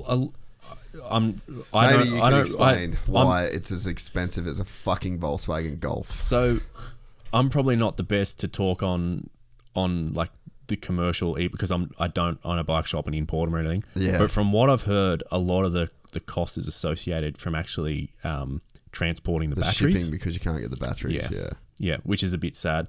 So like, I hope that like once that technology catches up, a little bit like iPhones, right? Like, yeah, as they keep progressing, the cost comes down. So I hope that's kind of the case, because as far as like, because that is hardware, outrageous, bro. Yeah, hardware on that stuff is no but more than like a downhill an bike. S-Works Enduro without any of that shit is still like the most ridiculous amount of money. But the thing is, people will pay it, so they can do it.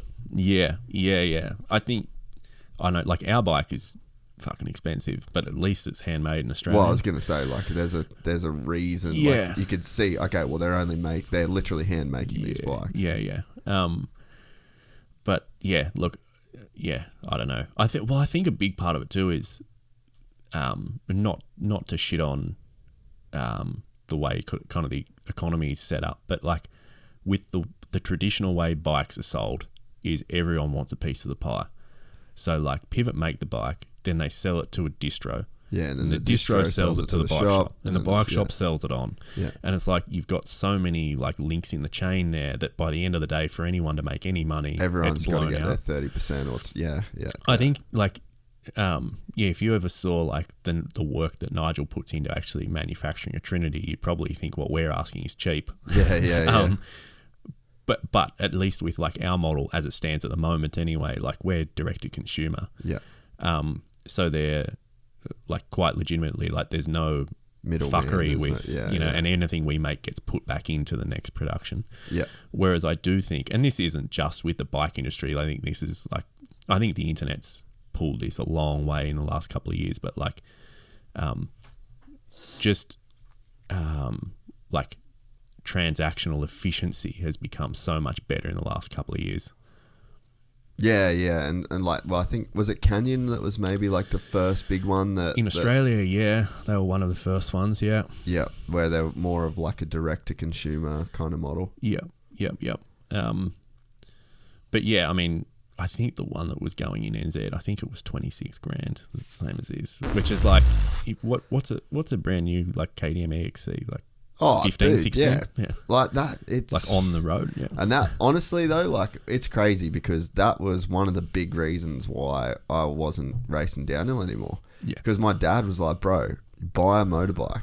Yeah. Like, for $5 grand. I think I ended up paying $1,500 for my secondhand M1, and I snapped the headset underneath there, or I cracked the swing arm 15 times. Yeah. And then it was like $1,500 for that. I was working at Video Easy, and then I went to get another downhill bike, and Dad's like, bro, buy a CRF 250 secondhand, you'll get it for $5 grand. Yeah, and then it was cheaper to go and race motocross than downhill. And 100%. it's just like, that's insane to me. Well, my moto, like, not to go off on a tangent too much, that was very capable. Like, I go down all the trails in Queensland, not as quick as I could on my Trinity downhill bike, but like that's extremely capable. Oh yeah, I've even got I'd sold it, but the last bike I had was a stump jumper. Oh yeah, and I reckon I could have rode that faster down a downhill track than my old M1 from back in the day. Oh, definitely, yeah.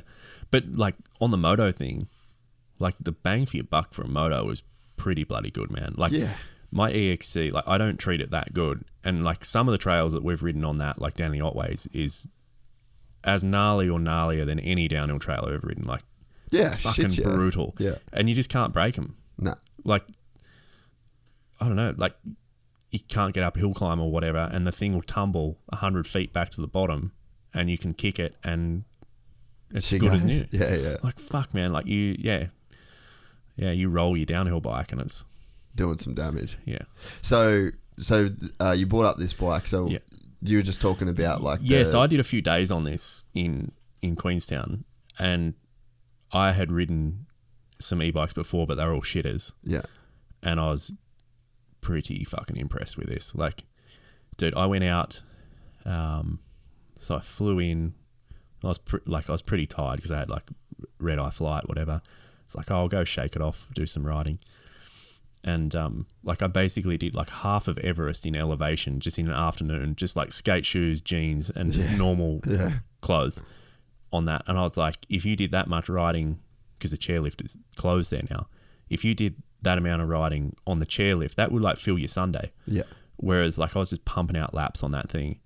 Again, like it didn't descend as good as like what my bike did, but the thing is like just the efficiency and like the volume. Yeah, it's riding. like pound for pound. And I think that's where, like, I never really thought about it until a couple of years ago when, when e-bikes first came along, people kind of saw them for people that, like, couldn't ride a normal bike type thing. Yeah. Whereas the big one really now is just volume of training for athletes. Right. I had that the day that they come out, I was like, sweet. I now can... I was doing probably, like, 150 Ks a week, like in just normal on an acoustic bike, like around the trails. Yep. And it was like you'd get maybe 3 gravity sort of sessions for like you do 16 Ks or whatever in an Arvo, hour of power after work. Yeah. And then you'd get 3 downhills. Yep. But then now on this thing, you're getting 6. Yeah. And I'm like, I'm still cooked. I'm sending 3 or double the amount of downhills. I'm riding up double the amount of hill. I've got a little bit of pedal assist. But yeah, to me, I was all about like, this isn't for people that can't ride. This is for people who want to ride more. Exactly. Yeah. I was shocked because like Queenstown's steep too, right? Yeah. And the other thing is like, they kind of burn you out, but burn you out in a different kind of way. Like it's more moto tired. Yeah, like you can get very cardio tired, but you don't get.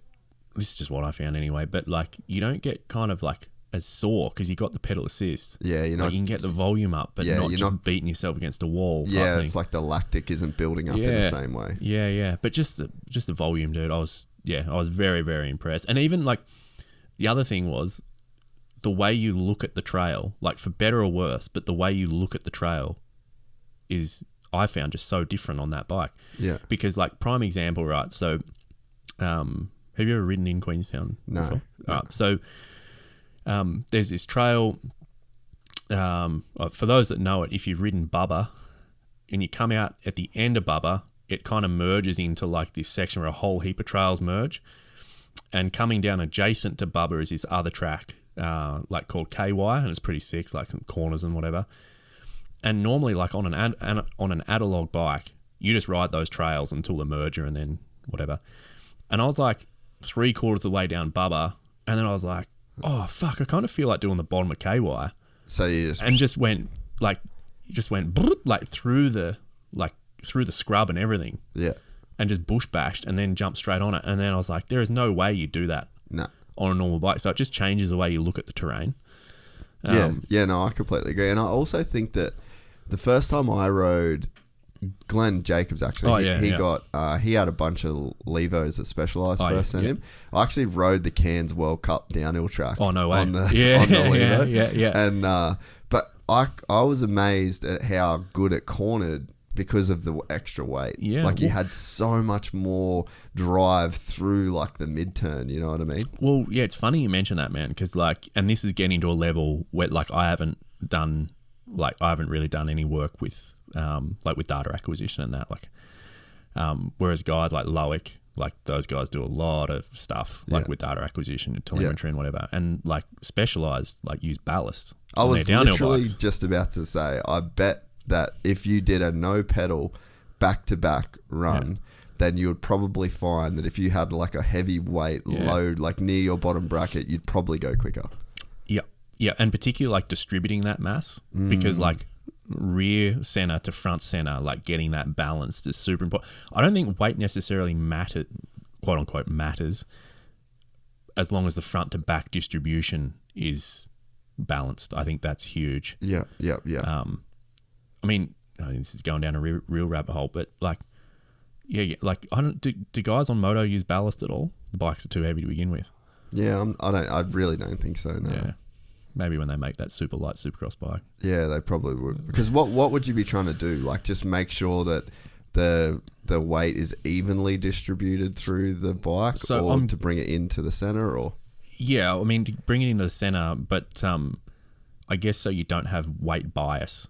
So like the front isn't too light compared to the back, and again, this is an area that I'm not that well versed with because I really haven't done much with like data acquisition. So guys like Loic or whatever be able to tell you a heap, but like if you have like BYB or whatever, like if you got data acquisition and you've got like a graph of the track like over time, so you've got like if that's graphing what your shock shaft is doing and like what your stanchion is doing on your fork and whatever, so you've got like the pitching of your front and back and all that type of shit, is that you can overlay that, say, with like chassis sensors and actually tell like what your suspension's doing relative to the chassis. So I guess like you can achieve balance through suspension setup and or like through chassis dynamics as well.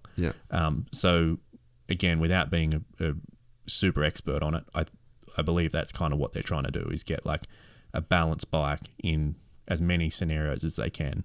So like they would like deviate towards the mean essentially, is that, or go just specific for or like converge on the mean, I guess, but like they would maybe go like, okay, for this track would go to this, for this track would go to that. I reckon, those guys would be doing so much off-season stuff. They would know like what setup is working best for certain tracks and whatever. But certainly to get the weight, roughly speaking, between their legs, get it sitting low. I mean, a bit like a keel on a boat, right? Like, But yeah, I mean, there's a lot to it. Like, a bike, like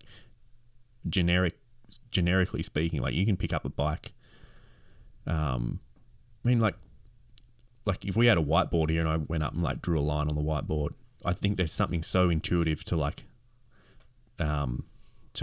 human subconscious. Like you'd be able to tell whether that line was straight or not. Yeah. And like you wouldn't even be able to tell me why it's not straight, but you'd be like, no, I know it's off, dude. Yeah. And like I think like for people that have ridden bikes like us, you know straight off whether something's kind of, and like if you just go up and pick up a normal bike, you tell pretty quick, like, oh, it's a bit heavy in the rear, or you'd feel the weight more in the seat than the exactly. than the forks. Yeah. So I think that's largely what guys are trying to do is like, have it so like the fork isn't labouring or the shock isn't labouring. Like get the chassis very well balanced, so your fork and shock are kind of working in unison without choking one up or labouring the other or whatever. Yeah. So I've noticed when I first got my MX Tech suspension. Yeah. So then I didn't really do the sag. Like we didn't have time. My brother ended up riding it actually. Yeah. And I was watching the bike and I could see there's just too much sag in the rear wheel. Yeah. And then you could in the rear end, and then you could see that the front was deflecting. And then Matt's like, oh, I think the forks are too stiff. And I'm like, no, you're out of balance. So now the attack angle of the fork, I don't know what the engineering term would be, but it's like the fork's so steep that there's like this extra leverage on there that shouldn't be there. And then that extra leverage and the angle, almost like that you were saying, like the incident angle. Yeah, it's like the incident angle is too steep to where the initial part of the fork stroke would be harder as a result of that if you leveled it out. Well, yeah, and you're just pushing the bow wave of that problem to somewhere else, right? Forward, yeah. So like the big one, like say with mountain bike or moto, it's the same thing. Like if it can kind of be counterintuitive. Like if your rebound's like too slow, it can feel like it's too fast because it feels harsh. Yeah. But in actual fact, it's just packing. Yeah. And then the next bump you hit, you're lower in the stroke. You're deeper in the stroke. So it's the firmer part of the suspension. And you'd be like, fuck, this thing feels stiff, man. Yeah. And sometimes it can feel like you're too fast, but in actual fact, you're too slow. Yeah. So yeah, it's weird how that looks. But I reckon, that's why like data acquisition is really important. The other thing that I reckon is like, I haven't done enough of it, but we used to do it in BMX a heap, is like actually get like your mates to film you. Because you could feel like you're on fire and then you watch it and you're like, I look like a fucking kook. Yeah, dude. No, Matty's bike. So our mate Franco, Franco's race shop downtown. Shout out. He did Matty's suspension, and we got this rough grass track that we ride, and it gets fucking rough. Like you know, in grass it gets like the clumpy knolls. Yeah. So it's I know. Well, I grew up on a farm, just ripping around. Yeah. So like, there's almost nothing rougher than a fucking grass track sometimes. Like the way that it forms up. Yeah. And you can literally see him go through this turn and his bike just stays dead level and it's just ding, ding, ding, ding, ding, ding, ding, as he's like going through this. Kind of like trophy trucking. And it's just so balanced, so planted, like just everything's working. You can see that there's not too much angle this way, there's not too much angle this way. It's not pitching or anything. Yeah. And I've only just recently, like, you know when they say, oh, your suspension works better the harder that you ride it, or when your suspension's set up, it should work better the harder you ride it. That MX Tech shock, the national shock that I've got in the rear of my bike, I've finally understand that concept now. Like the last couple days riding, the shock is working so good and it works. It squats and drives and just will not get offline when you're fucking on the thing. And it's like it takes actually yesterday I was riding and I was like, this thing's fucking mint. I'm gonna just fuck with it and see where it goes. So I went 3 out on the rebound. Okay. And it felt softer. And then it just started like deflecting and like dancing. Yeah. So it's like when it's set up right, and there was a really good turn where you come out of it, it's third gear, it's wide open, and there's like big holes, like big acceleration bumps before you jump on a single. Yeah. And it went from just, it was almost like borderline packing, but it's not pack when it was set up good, sorry. It's almost like borderline packing, like if you slowed the rebound anymore, it'd feel really harsh. But it was obviously it's like right on that balance where you can just fucking send it. Yeah. And then I opened it up and it was softer, more deflecty. Yeah. So like that concept as well of like you to get your shock right, ride the thing as fucking hard as possible out of that turn to really like force the reaction. For sure. Yeah. I mean, like, I run my setup pretty stiff on mountain biking. I think a lot of it's because of BMX too. Like I just hate feeling like it's wallowing. Yeah.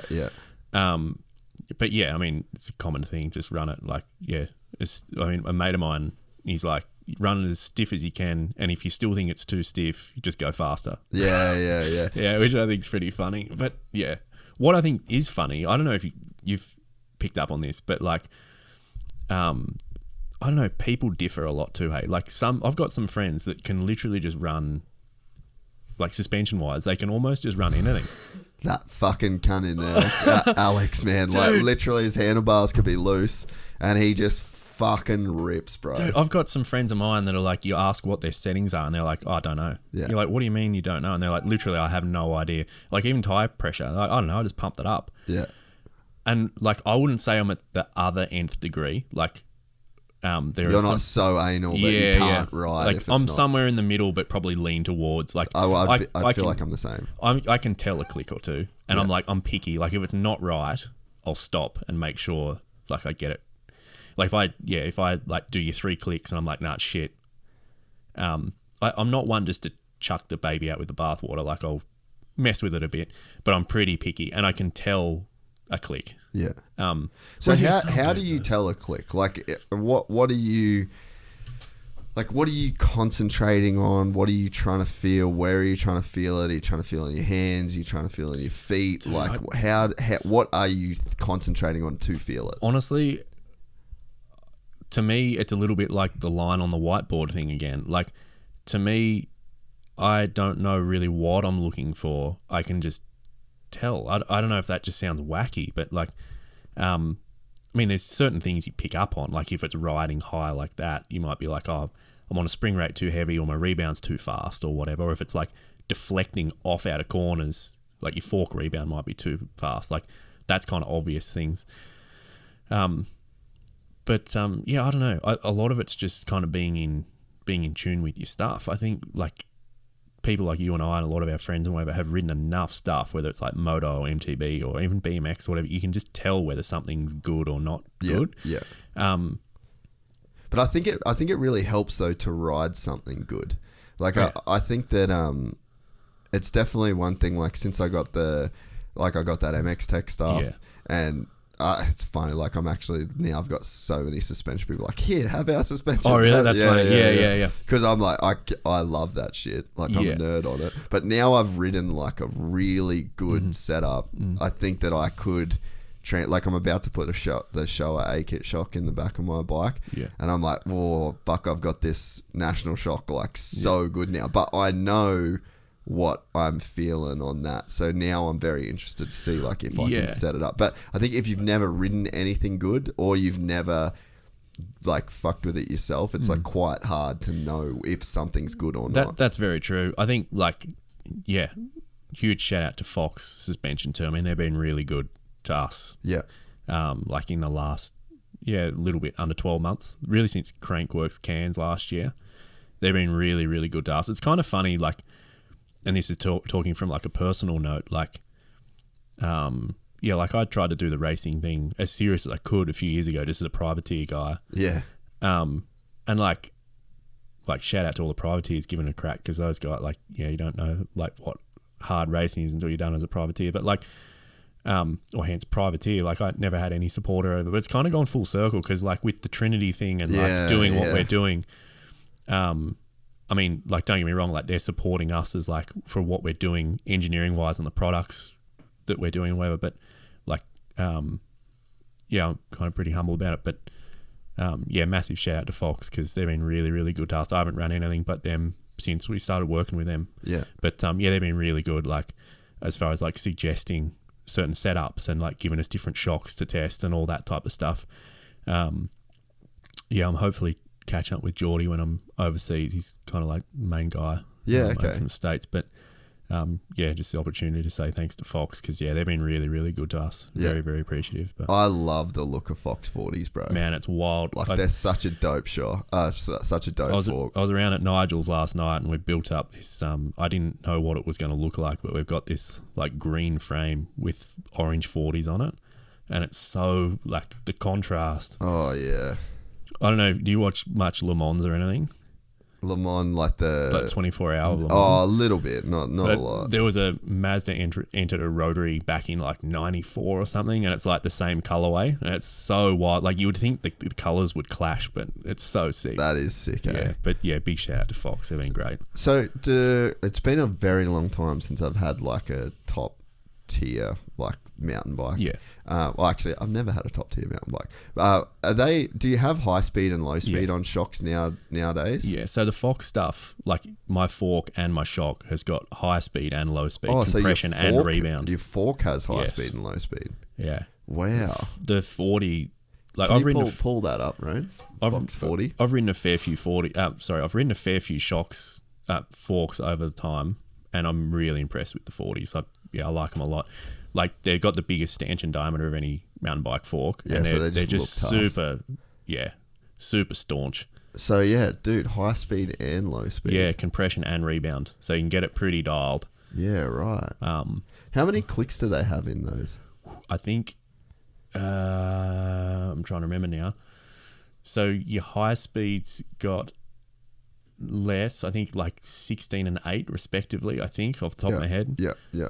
I should know off the top of my head, but I've got it all written in my phone, like what I'm actually at, like measured from close. And are they all air sprung these days, or do you still get coils? So the fork's predominantly all air. Yeah. There are like coil conversion kits. I'm actually a big fan of coil. I think that's big in moto. I mean, the 40s are great. Like I probably wouldn't change the 40s if I had the choice anyway, because like to me they're fucking great. A few years ago, I was running like privateer stuff. I was just running like RockShox boxes. Yeah. And I never really got along with the air spring. So I actually got, at the time, so this is like 2018, they made like the team version, they had coil. And then the World Cup, they had air. The World Cup had a better damper. But you could change it. Yeah. So I actually took the springs out of the team and had, because you could get 4 different weight springs. So I got 2 different weights and cut the heavy one at, I think I cut the heavy one at, what did I do? I can't remember. Either at 30 or 60%. Yeah. And the light one at the corresponding deviation, and whacked them both in there. Wow. And I had like needle bearings between the two so they wouldn't bind, like they'd actually spin on one another. That was the best performing fork at the time. Wow, like, that's until sick. I rode the 40. That was probably the best performing fork I had. Like it was so plush, man. Like the fork almost felt loose off the top just because it was so, like the breakaway was nothing. Yeah. On the rear shock on the Trinity, Foxes, they've given us heaps of shocks actually to mess around with different tunes and that, which has been like super appreciative of. Because like I was saying, like in days gone by, I was just a privateer guy, just chucking in what I could get. Yeah. Coil and air are both good for different reasons. At the moment, I'm kind of leaning towards the air, to be honest with you, because I like the progressivity. I like linear too, but progressivity is really good. Yeah. I could be way off the mark, but I think there's some. You know how we were talking earlier about like the virtual pivot point?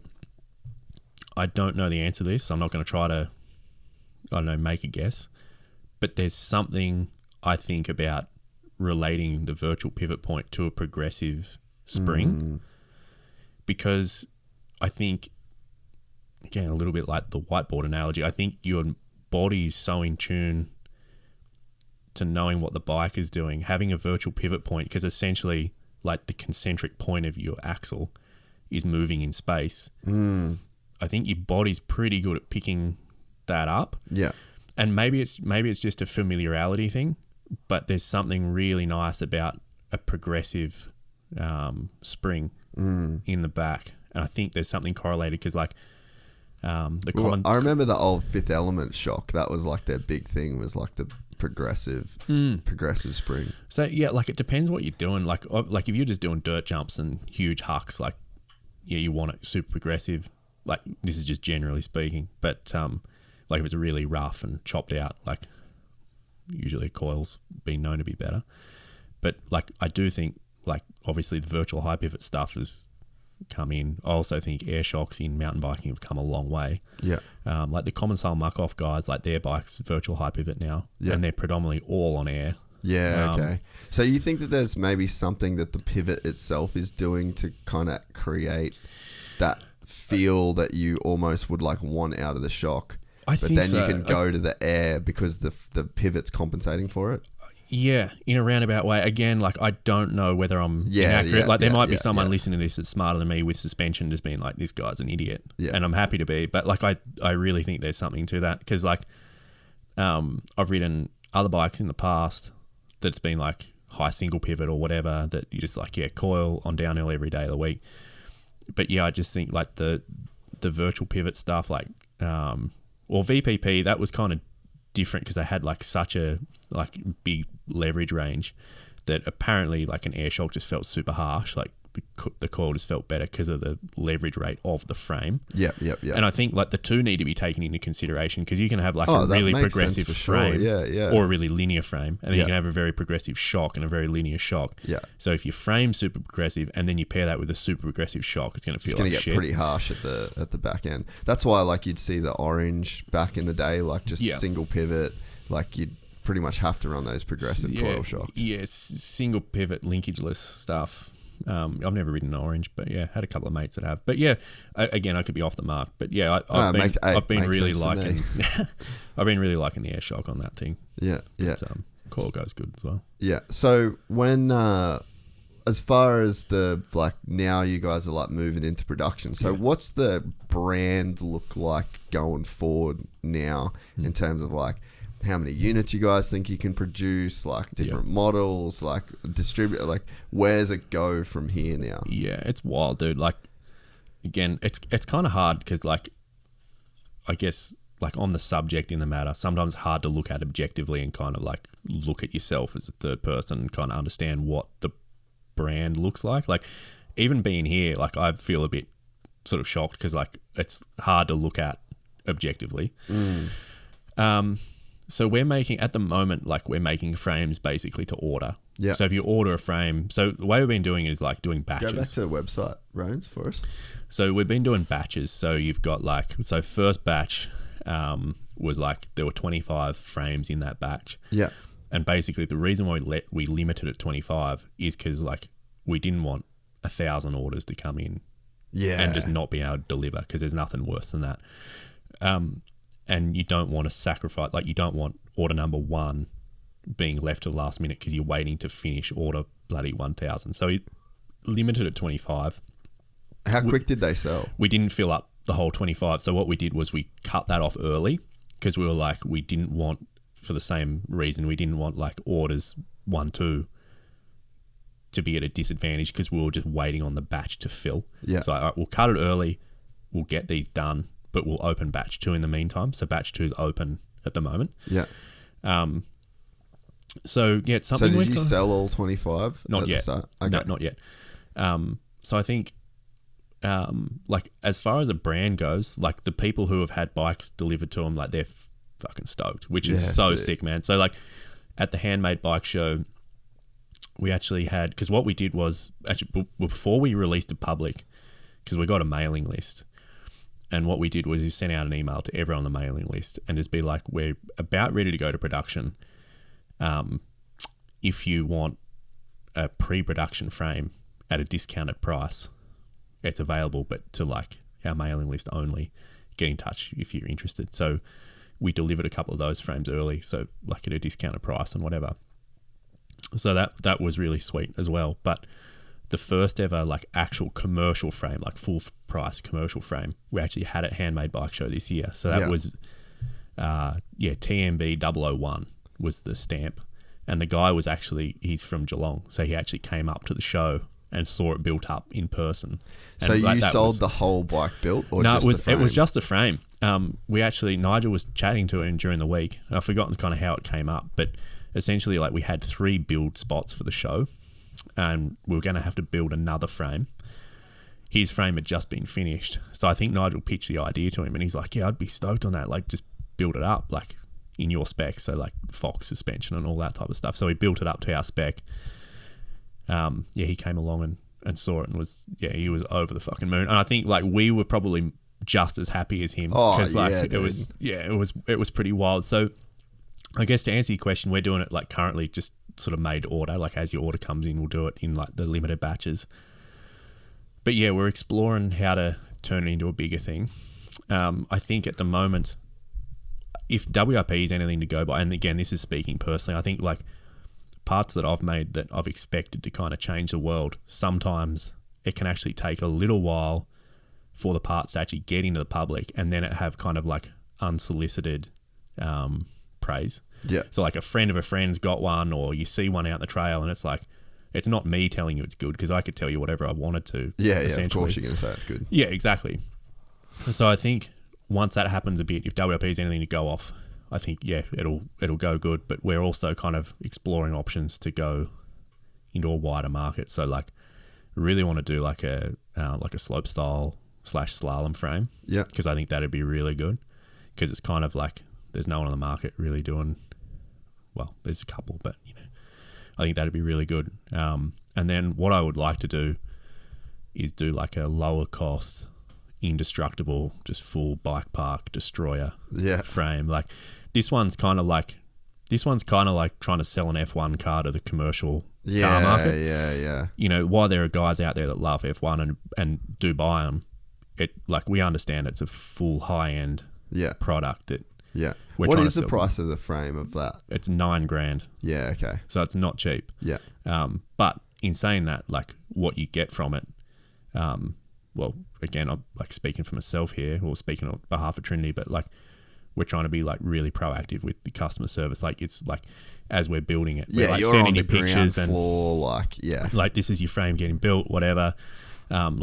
Like Nigel's got like a full stockpile of parts, so it's like we've got like a log of like that bike as it's built, so we know like every single part that's gone into it. So like if you ever stripped a bolt or whatever, we know exactly what batch that was part of, so we can pick it out and we know exactly where it's come from.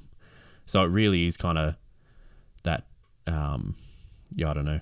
Yeah, it's such like a boutique experience. Yeah, that you're getting when you buy one of these frames. Like you're getting something very different to. Yeah, and the two are kind of interacted because we're building it by hand. It's kind of the only way to do it, or the only way to make sense is like to keep the customer involved and stuff like that. But yeah, hopefully that means something to the end user. But it's a good journey for us. Like, really enjoy it. And like at the end of the day, I sound like a bit of a broken record, but I think you could probably sympathise with this as well. Like at the end of the day, we're just bike riders. So it's just sick seeing people frothed on bikes. So yeah. And then so when do you think that you'll have I guess you said you don't know exactly when you'll have the Gearbox kind of out into the market? Soon, I hope. Like by the end of the year, that's what I'm pushing for. Yeah. By the end of the year, I kind of bite off more than I could chew a few times. Like I've got 3 massive projects going at the moment. Like the Gearbox is one of them. I've got like this dual directional clutch that's another, and I've got this. I can go into that if you want, but I've got and then I've got this frictionless hub going. So I've got, so you know when we were talking about like pedal kickback before. So there's a few things like, I don't know. I think the way I look at things is almost like a bit of a top-down approach, like kind of identify the problem and then just cross bridges to try to overcome it. Yeah. Not kind of ground up. I think like, I don't know.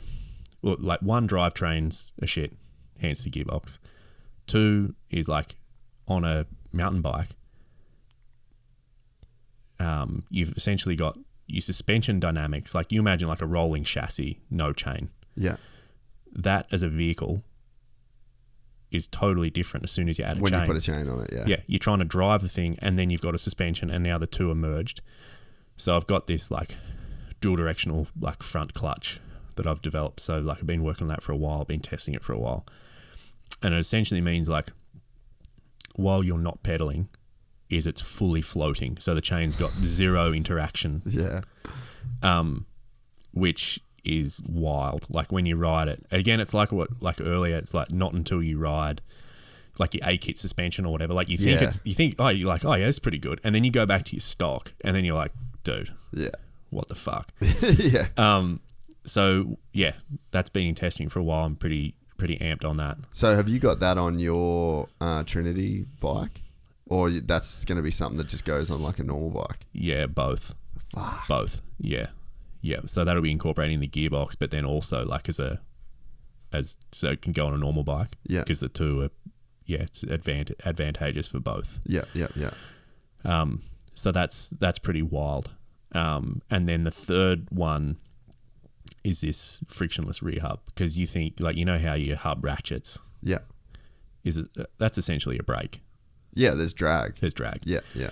And again, it's not until you ride with no drag and then you go back and it's like, holy fuck, I feel like I've got the brake on. Like you watch downhill like races and everyone's yelling like, get off the brakes. It's like there's seconds there, man. If you're just touching your brake, there's so much time lost because it's like it might only be because half a kilometre out. Yeah, it compounds. Yeah. So that's the other one I've been working on, which I was going to release that actually earlier in the year, and then I kind of had a bit of an epiphany because like there was a trade-off with it, to put it short. I won't go into the details, but like to achieve that advantage, I had to sacrifice somewhere else, which was still probably worth it. And then I kind of had a bit of an epiphany how I could kind of have your cake and eat it too. It's like, all right, just pause that. Like, got to pursue this. So yeah, they're the three kind of big ones as far as WRP is concerned, and then obviously trying to ramp up the Trinity stuff as well. But yeah.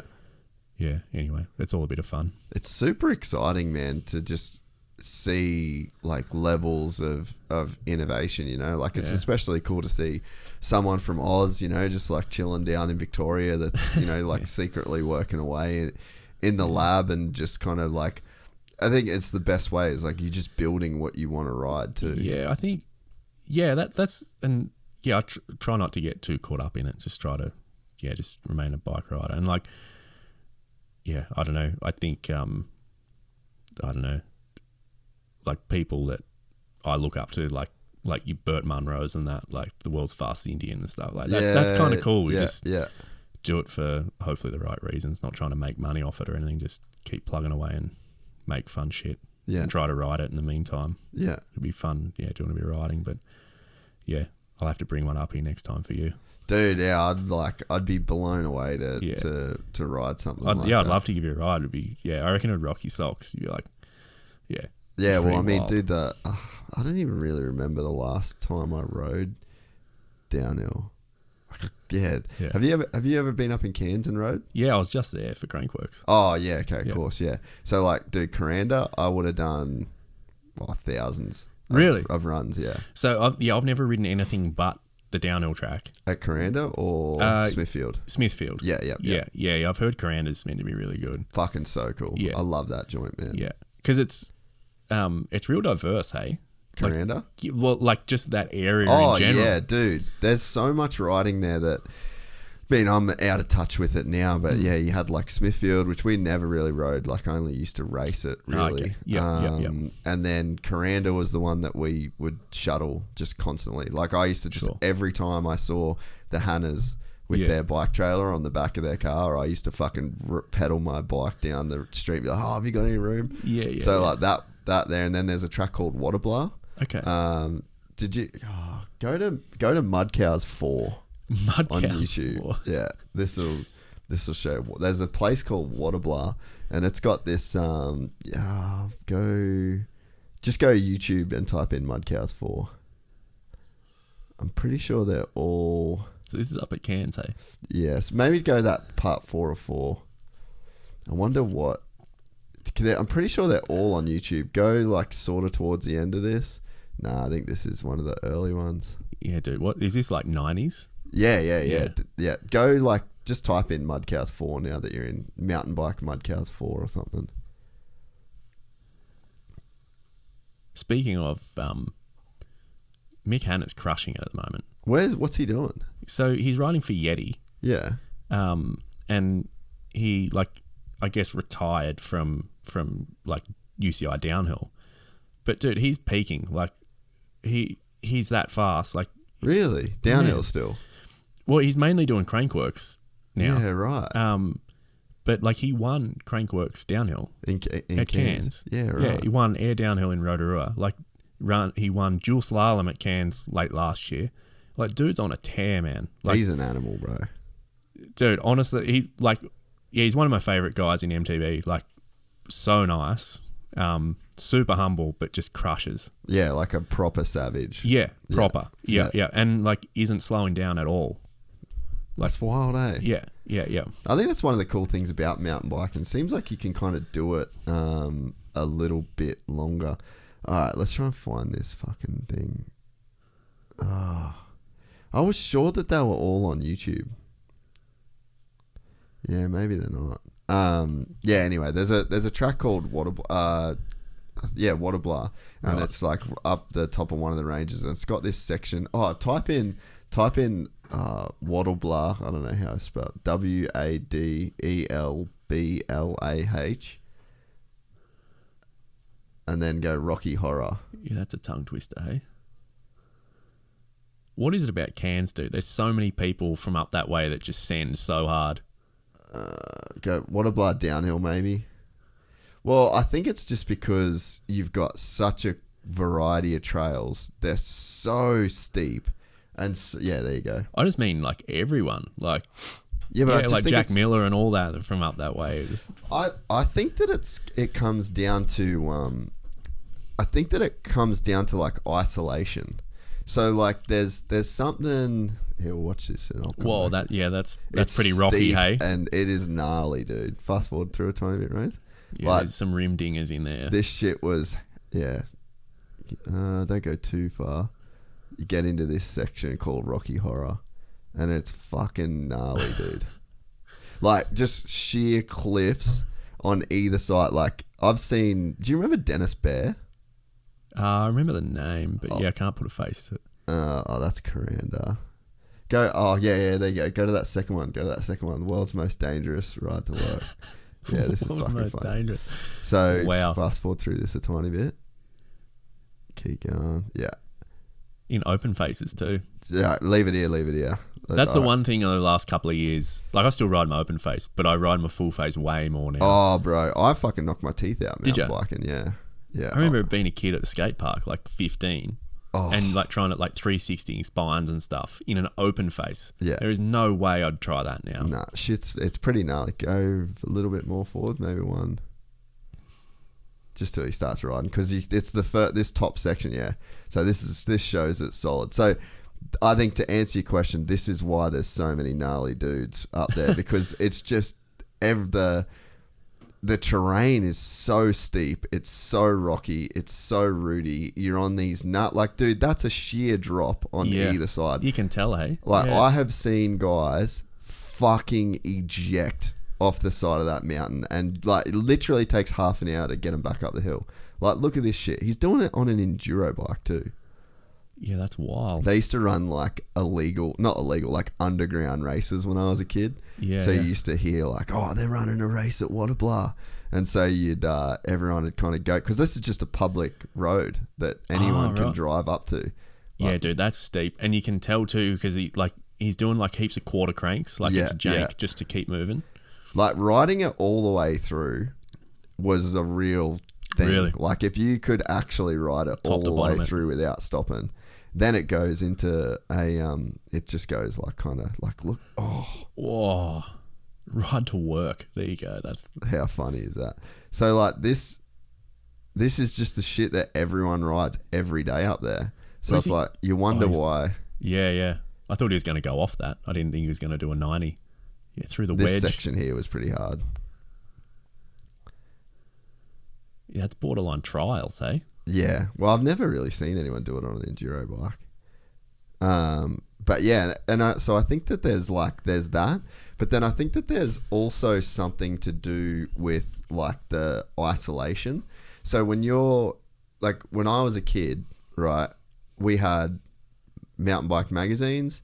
We had like Earth DVDs. Like, it was literally just DVDs. Like, there was no one around. There was no big races. There was no industry. There was like, you were just kind of like using what you got to its potential, and you didn't really know where you kind of stood. And I think that when you get a talented group of people that they're all pushing each other, you're like kind of creating your own level, own little bubble. Yeah. Whereas I think that when you're like down south, you know, okay, this is the pace, this is how fast everyone's going. Like, so I definitely think that there's something to just the fact that you're isolated and you're like creating in a vacuum almost. And I think that's why you get so many gnarly dudes. I don't know what you think about this. Tell me if you reckon I'm wrong. But on a broader scale than that, even again, I reckon there's something to that why Aussies are so dominant in like MTB or Moto or whatever overseas. Because this is just my 2 cents. But like, say this year, like there's heaps of guys over racing like the UCI World Cup. Yeah. Like it's overrepresented with Aussies, considering we're such a small nation. And I almost think there's some type of, like if you're from Europe or America, more so Europe, but I think a lot of Europeans kind of take it for granted. It's just like, oh, it's just a race down the road and it's a World Cup. Yeah. It's like, it'll always be there. I could do it next year. Whereas Aussies... It's such an effort to get there. Like desperation is probably the wrong word, but for lack of a better term, it creates a bit of desperation. It's like if we're gonna fucking do this thing. Yeah. It's even like you look at like the Chad Reed guys, like type of guys. Yeah, it's all or nothing. You're burning the boats at some point. You just like, let's just fucking send it. Yeah. Yeah, if you're a French downhill rider, like you're not burning the boats to do. No, you sleep in your own bed that night for some races. Yeah. Like, because it's multidisciplinary, dude. You look at like MotoGP, Moto, downhill, like it's crazy. Yeah, no, I completely agree. And like you talk to Ricardo, and he'll say that when he was doing the junior stuff, to get to F1, he pretty much said that he goes, I was nowhere near the most talented, but I lived like a monk. He said, I did all my runs, I did all my cycles, I did all my training, I went to bed, I wasn't out getting pussy, I was like, and he said that's that what there gets was most people. And he said there was a big difference between him and the other kids, like the Euro kids, and especially too, a lot of them come from money to like be able to do it, whereas you had, you know, like these guys like Millsy, the Lawrences, Chad, like you're coming from nothing and it's burn the boats, and man. Like, you also know what is back in Australia. It's like, if this doesn't work, I'm going home. Yeah. And I might not get to come back again. Yeah. Yeah. You know? So it's like, I don't know whether desperation is the right word, but there's more fire up your ass because it's just not taken for granted. Yeah. And then I think like, you know, that point I made about like creating in isolation, think about Sam Hill. Yeah. He should not be the GOAT. Well, it's like on a broader note, again, like, dude, so many of the WA crew shred so hard.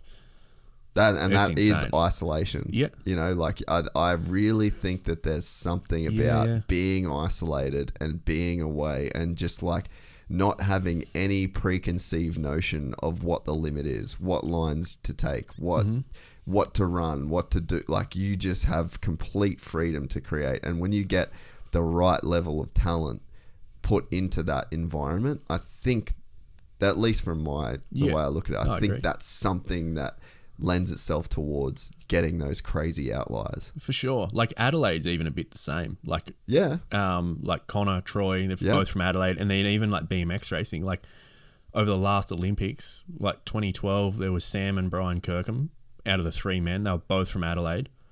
And then 2016, Anthony Dean and Sam, both from Adelaide, out of three men. It's like crazy. It's just like a melting pot. Yeah. And I think, like, I spent a bit of time in Adelaide because my brother lives there.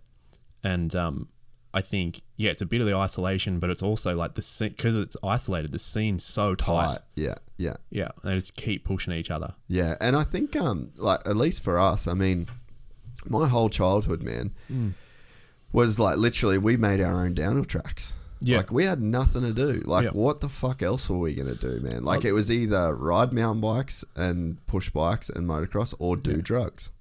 Like legit, that was the fucking options, you know? Like we didn't have, there was nothing competing for our attention. There was no other options. Like it was so small. There was only a few of us, like only a few of us that were interested in it. And I think you find the people that are interested in it, like you said, because it's so small, like there's not that many guys doing it. dude, we just dig jumps, like built jumps, made downhill tracks, like pushed up. I would have pushed 1,000 downhill runs in my day, you know? Yeah. Well, I was even having this conversation just to a mate of mine yesterday. Because I'm still in my 20s, but I'm getting near the age like that my parents were when they had me. Yeah. And I was like, man, like my mum and dad were like very responsible, but at the same time, like we grew up on a farm and they just let me and my brother run amok. Yeah. And I was like, yeah, I don't know, we'd just go out all day on bikes, whatever. I was like, yeah, I couldn't imagine having that type of responsibility, but it's, yeah, I don't know, it's pretty cool. And like one of my mates from back home, like, we have known each other since we're like 3 years old, all like always into bikes and shit. And it's just like, yeah, we were having the conversation as well. It's like, it's just wild. Just, yeah, I don't know. Just bikes in general is pretty close knit sort of community. It's like 20 years later, looking back on it, it's like, I don't know. It's weird to think that. Yeah, there's something that there's like like-minded. It's almost like a litmus test, you know. Oh, you like bikes? I like bikes. You know, let's hang. There's going to be so much convergence. So, like, how I've been meaning to ask you this actually. Like, how did you get into the whole like videography thing with Moto, or like the whole media thing? Like, I just bought a camera and just went over and just sent it. Yeah, so that's wild. Pause that video if you want, Rose. So yeah, I was writing for. I was always good at English at school. And right. I could write really well. That's cool. So that was like what I thought I was going to do. Yeah. I was like, I'll be a journalist. I'll write articles. So I was working at Kawasaki in... No shit. Yeah. Like I literally... I had a bunch of just shit jobs, but I... Cowie Australia or Cowie over there? No, Kawasaki, like just a local dealership in Cairns. Yeah. So I was just doing like spare parts. Yeah. And then that's when Stroke magazine was my favourite magazine. Yep. And so I would just go to races and like write articles about like the Queensland titles or because I was like going to them. Yeah. And then I'd write the articles and I'd send it to the magazine, and then they'd send me back saying like, oh, sorry, we're not interested. Yeah. And I just kept like basically sending them these interviews. And then it was when Chad Reed came to Australia and raced at I think it was Lakes. I feel like it was Lakes. And so this is like early 2000s. 2007. This. Oh, yeah, okay, yeah. Yeah. So, and I was pretty young then. Yeah. And or maybe 2008. I can't remember. But is this when? Yeah, this is like the outdoor race. Yeah. Him and Daniel Reardon. Yeah. So I basically pitched. It was like my first ever like successful pitch. Yeah. I was like, hey, I'll go and I'll shadow Reardon for the day. Oh no, and shit! I'll like that weekend because there was like huge rivalry. Yeah. Well, he was killing it. And, and he was right. about to go to the US, and everyone so he was running like, Honda at that time. Nah, is that Kawasaki. Right? Cowie, yeah. So then everyone was like, oh, is he going to be good enough to beat Chad Reed? Yeah. So then that was my first ever pitch. Right. So I then sent him, I sent Yuriv Konski an email, and I was like, I want to go there. Right. So he sent me like $600 or something, paid for my flights, lived in the like the cheapest hotel, everything I could, like just legit gypsied my way down there. Yeah. Wrote this article, and then after that, the Yuriv Konski, he hired me to work for Stroke magazine. Yeah, right. So I literally drove my van down and lived in Geelong. Of all places. Oh, no joke. Yeah, right. Yeah. And I used to catch a train to North Melbourne every day. I was wondering how you knew the area decently. Yeah. So it was when Glenn was building those trails. I actually lived at Glenn's place for a bit. Right. And then, anyway, I'd get the train to North Melbourne. I stuck it out there for maybe like, a year. Yeah. Not even a year. Yeah. And I could not stand Konski. Like, the dude was a dickhead back then. I talk to him now. Yeah. I legit had one of those moments where like I quit my job and he was like, you'll never work in this industry again. Like I legit had one of those. Right. And so I remember I was driving back from Barrable, the motocross track. Yeah. And I was driving it's closed back. down now. But Yeah, crazy, eh? Well, that was a cool track. I was driving back from there. I just quit my job, and I just had the idea MX Daily pop into my head because I was a big fan of like Verb Moto and like Transworld Motocross. Like all I did was watch those videos, and really no one made like internet videos of Australian riders. True. So I like quit that job, got a credit card, and I bought a camera Yeah. and a tripod Right. and a laptop Yeah. on a credit card, and I Wild. started filming. I had no fucking idea how to do it. Yeah. It was before YouTube had tutorials on Yeah. it. Like, I literally had to learn everything myself, and it was just one of like the stroke of luck in my life is that I was like good at it. I'd watched so many fucking videos, and like I was inspired by Glenn making mud cows, and so like there was like a roadmap. I was like, oh, if I make a cool video with cool riders, like people will watch it. And man, I remember just selling everyone like, trust me, like internet videos is going to be the thing. Like people, you're ahead of the curve. yeah, people are going to be watching this. Like, you need to pay me to like do videos for you and shit. Yeah. And then it was, so that was probably like 08, I think I bought that camera. And then 2010, Mike Kelso from Rockstar, I pitched. Matt Moss was riding Motocross That's of Nations. Right. Yep. And so was Brett Metcalf.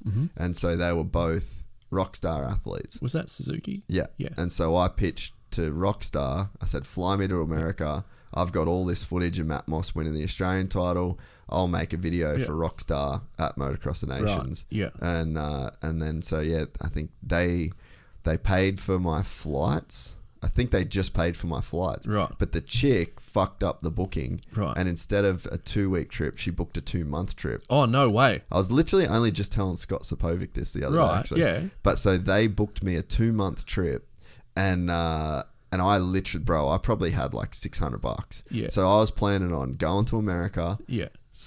having $600 Yeah. and spending it, and Yeah. going home with Yeah. $0.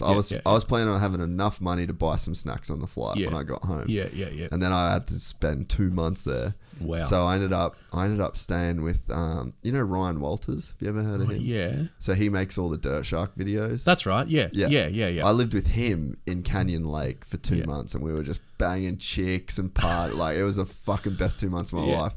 And then I flew back to Australia and broke up with my girlfriend and was like, I'm fucking going back to America. That's sweet. And then I kind of like found a way to get back there. Yeah, that's wicked. Yeah, I did the America thing for a while because I studied part of my engineering degree in Florida.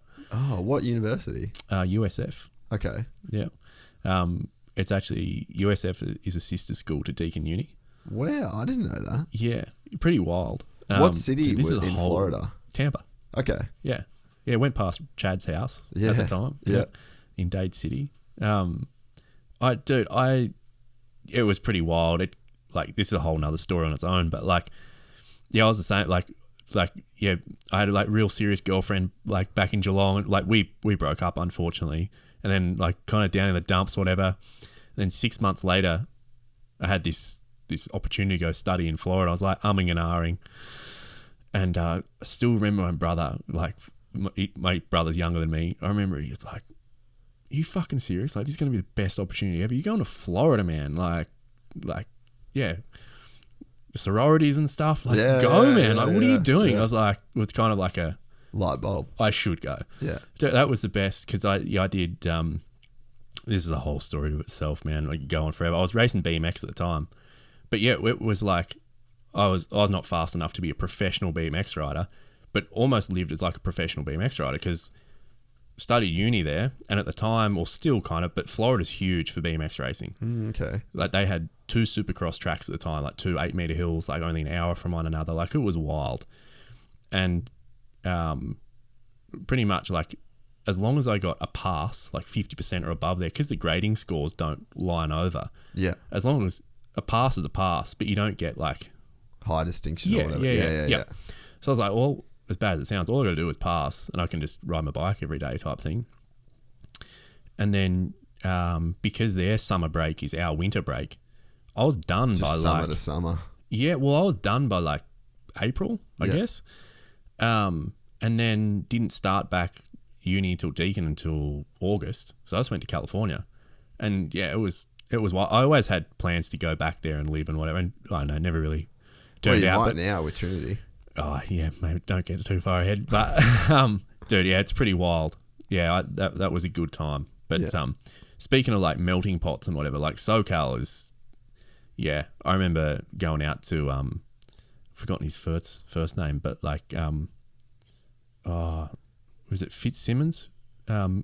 Anyway, Fitz's house because his must have been like his nephews or something, raced BMX. Huh. And yeah, I went out because that was right before Jimmy Fitz? Jimmy Fitz. Yeah.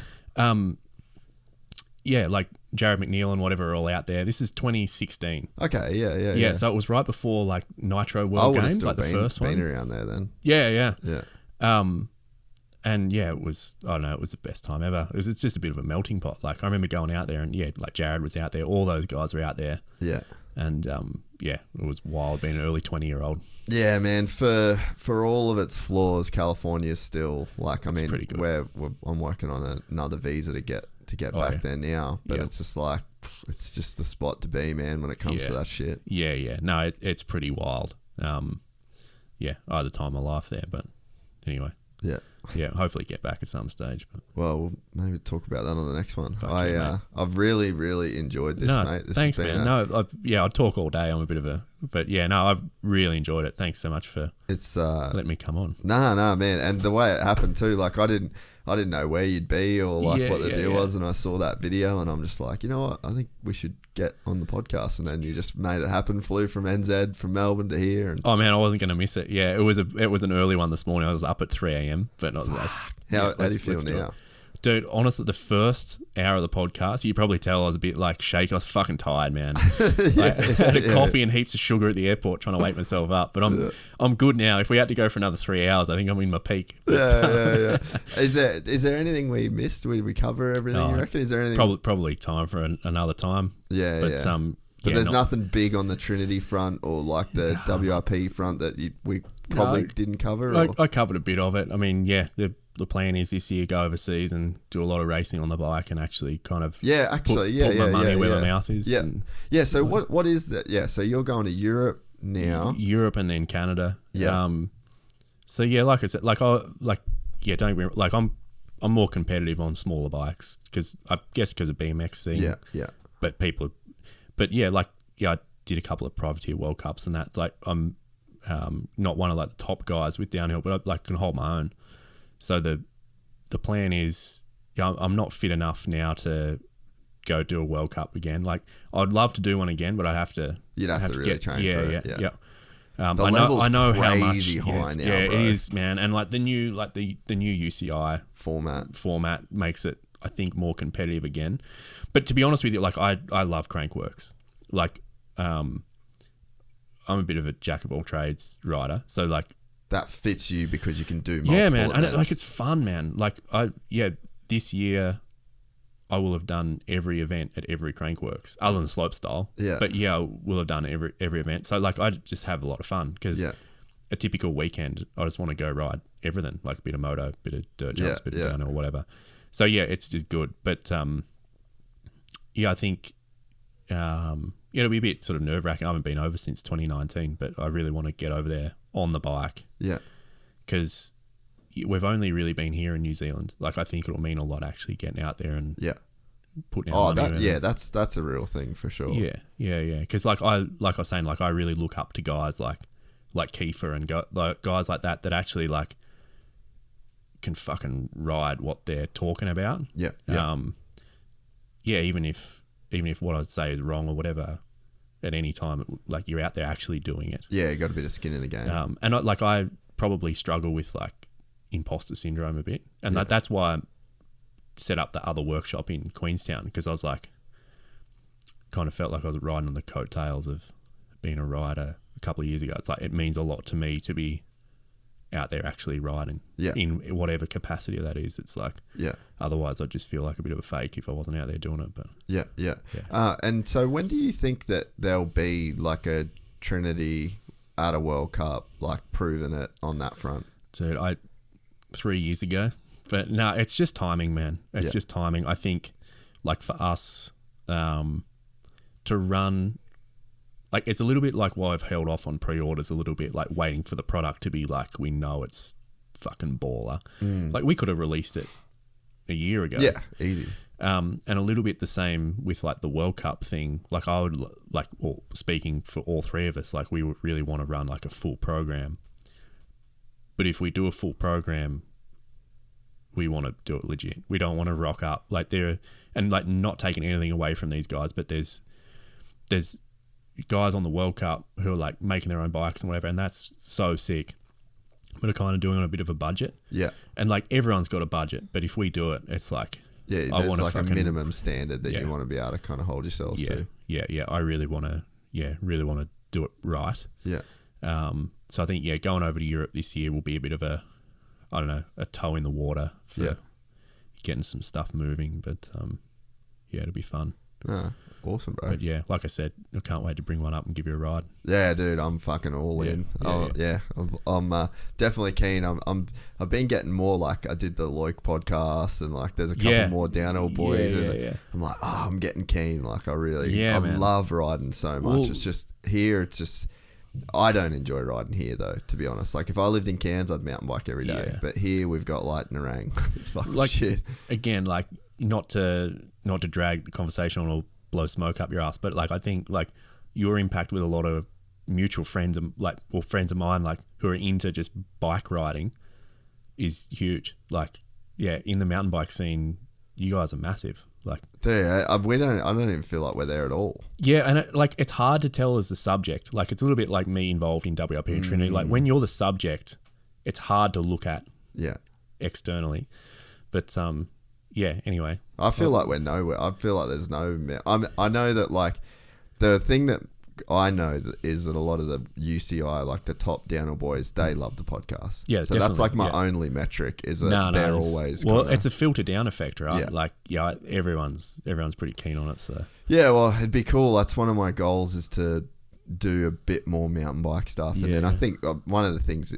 the podcast is, for me, is just like my interest, you know what I mean? So I'm so moto in the, kind of in that world. Yeah. So I think that if I got myself a downhill bike or a mountain bike and I started... You just obsess on riding a bit more, like it'd probably... Because, I feel like I never plan questions.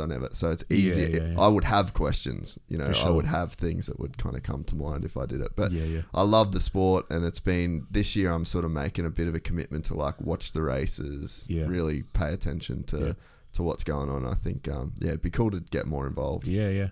Well, if you ever want recommendations or have on there, let us know. Awesome. Well, mate, I really appreciate you made a massive effort to get here and do this. I hope you enjoyed it. Yeah. I thoroughly enjoyed it, and we'll do it again for sure. Definitely, Chase. Legend, brother. Good on you, brother. We're excited to announce the launch of our new membership site, gypsytales.com, packed with exclusive content and perks that you won't find anywhere else. This is your chance to become a part of the Gypsy Gang. And as a special bonus, if you sign up to an annual membership, you'll be entered into the draw to win our custom-built TC125. Gypsy Gang.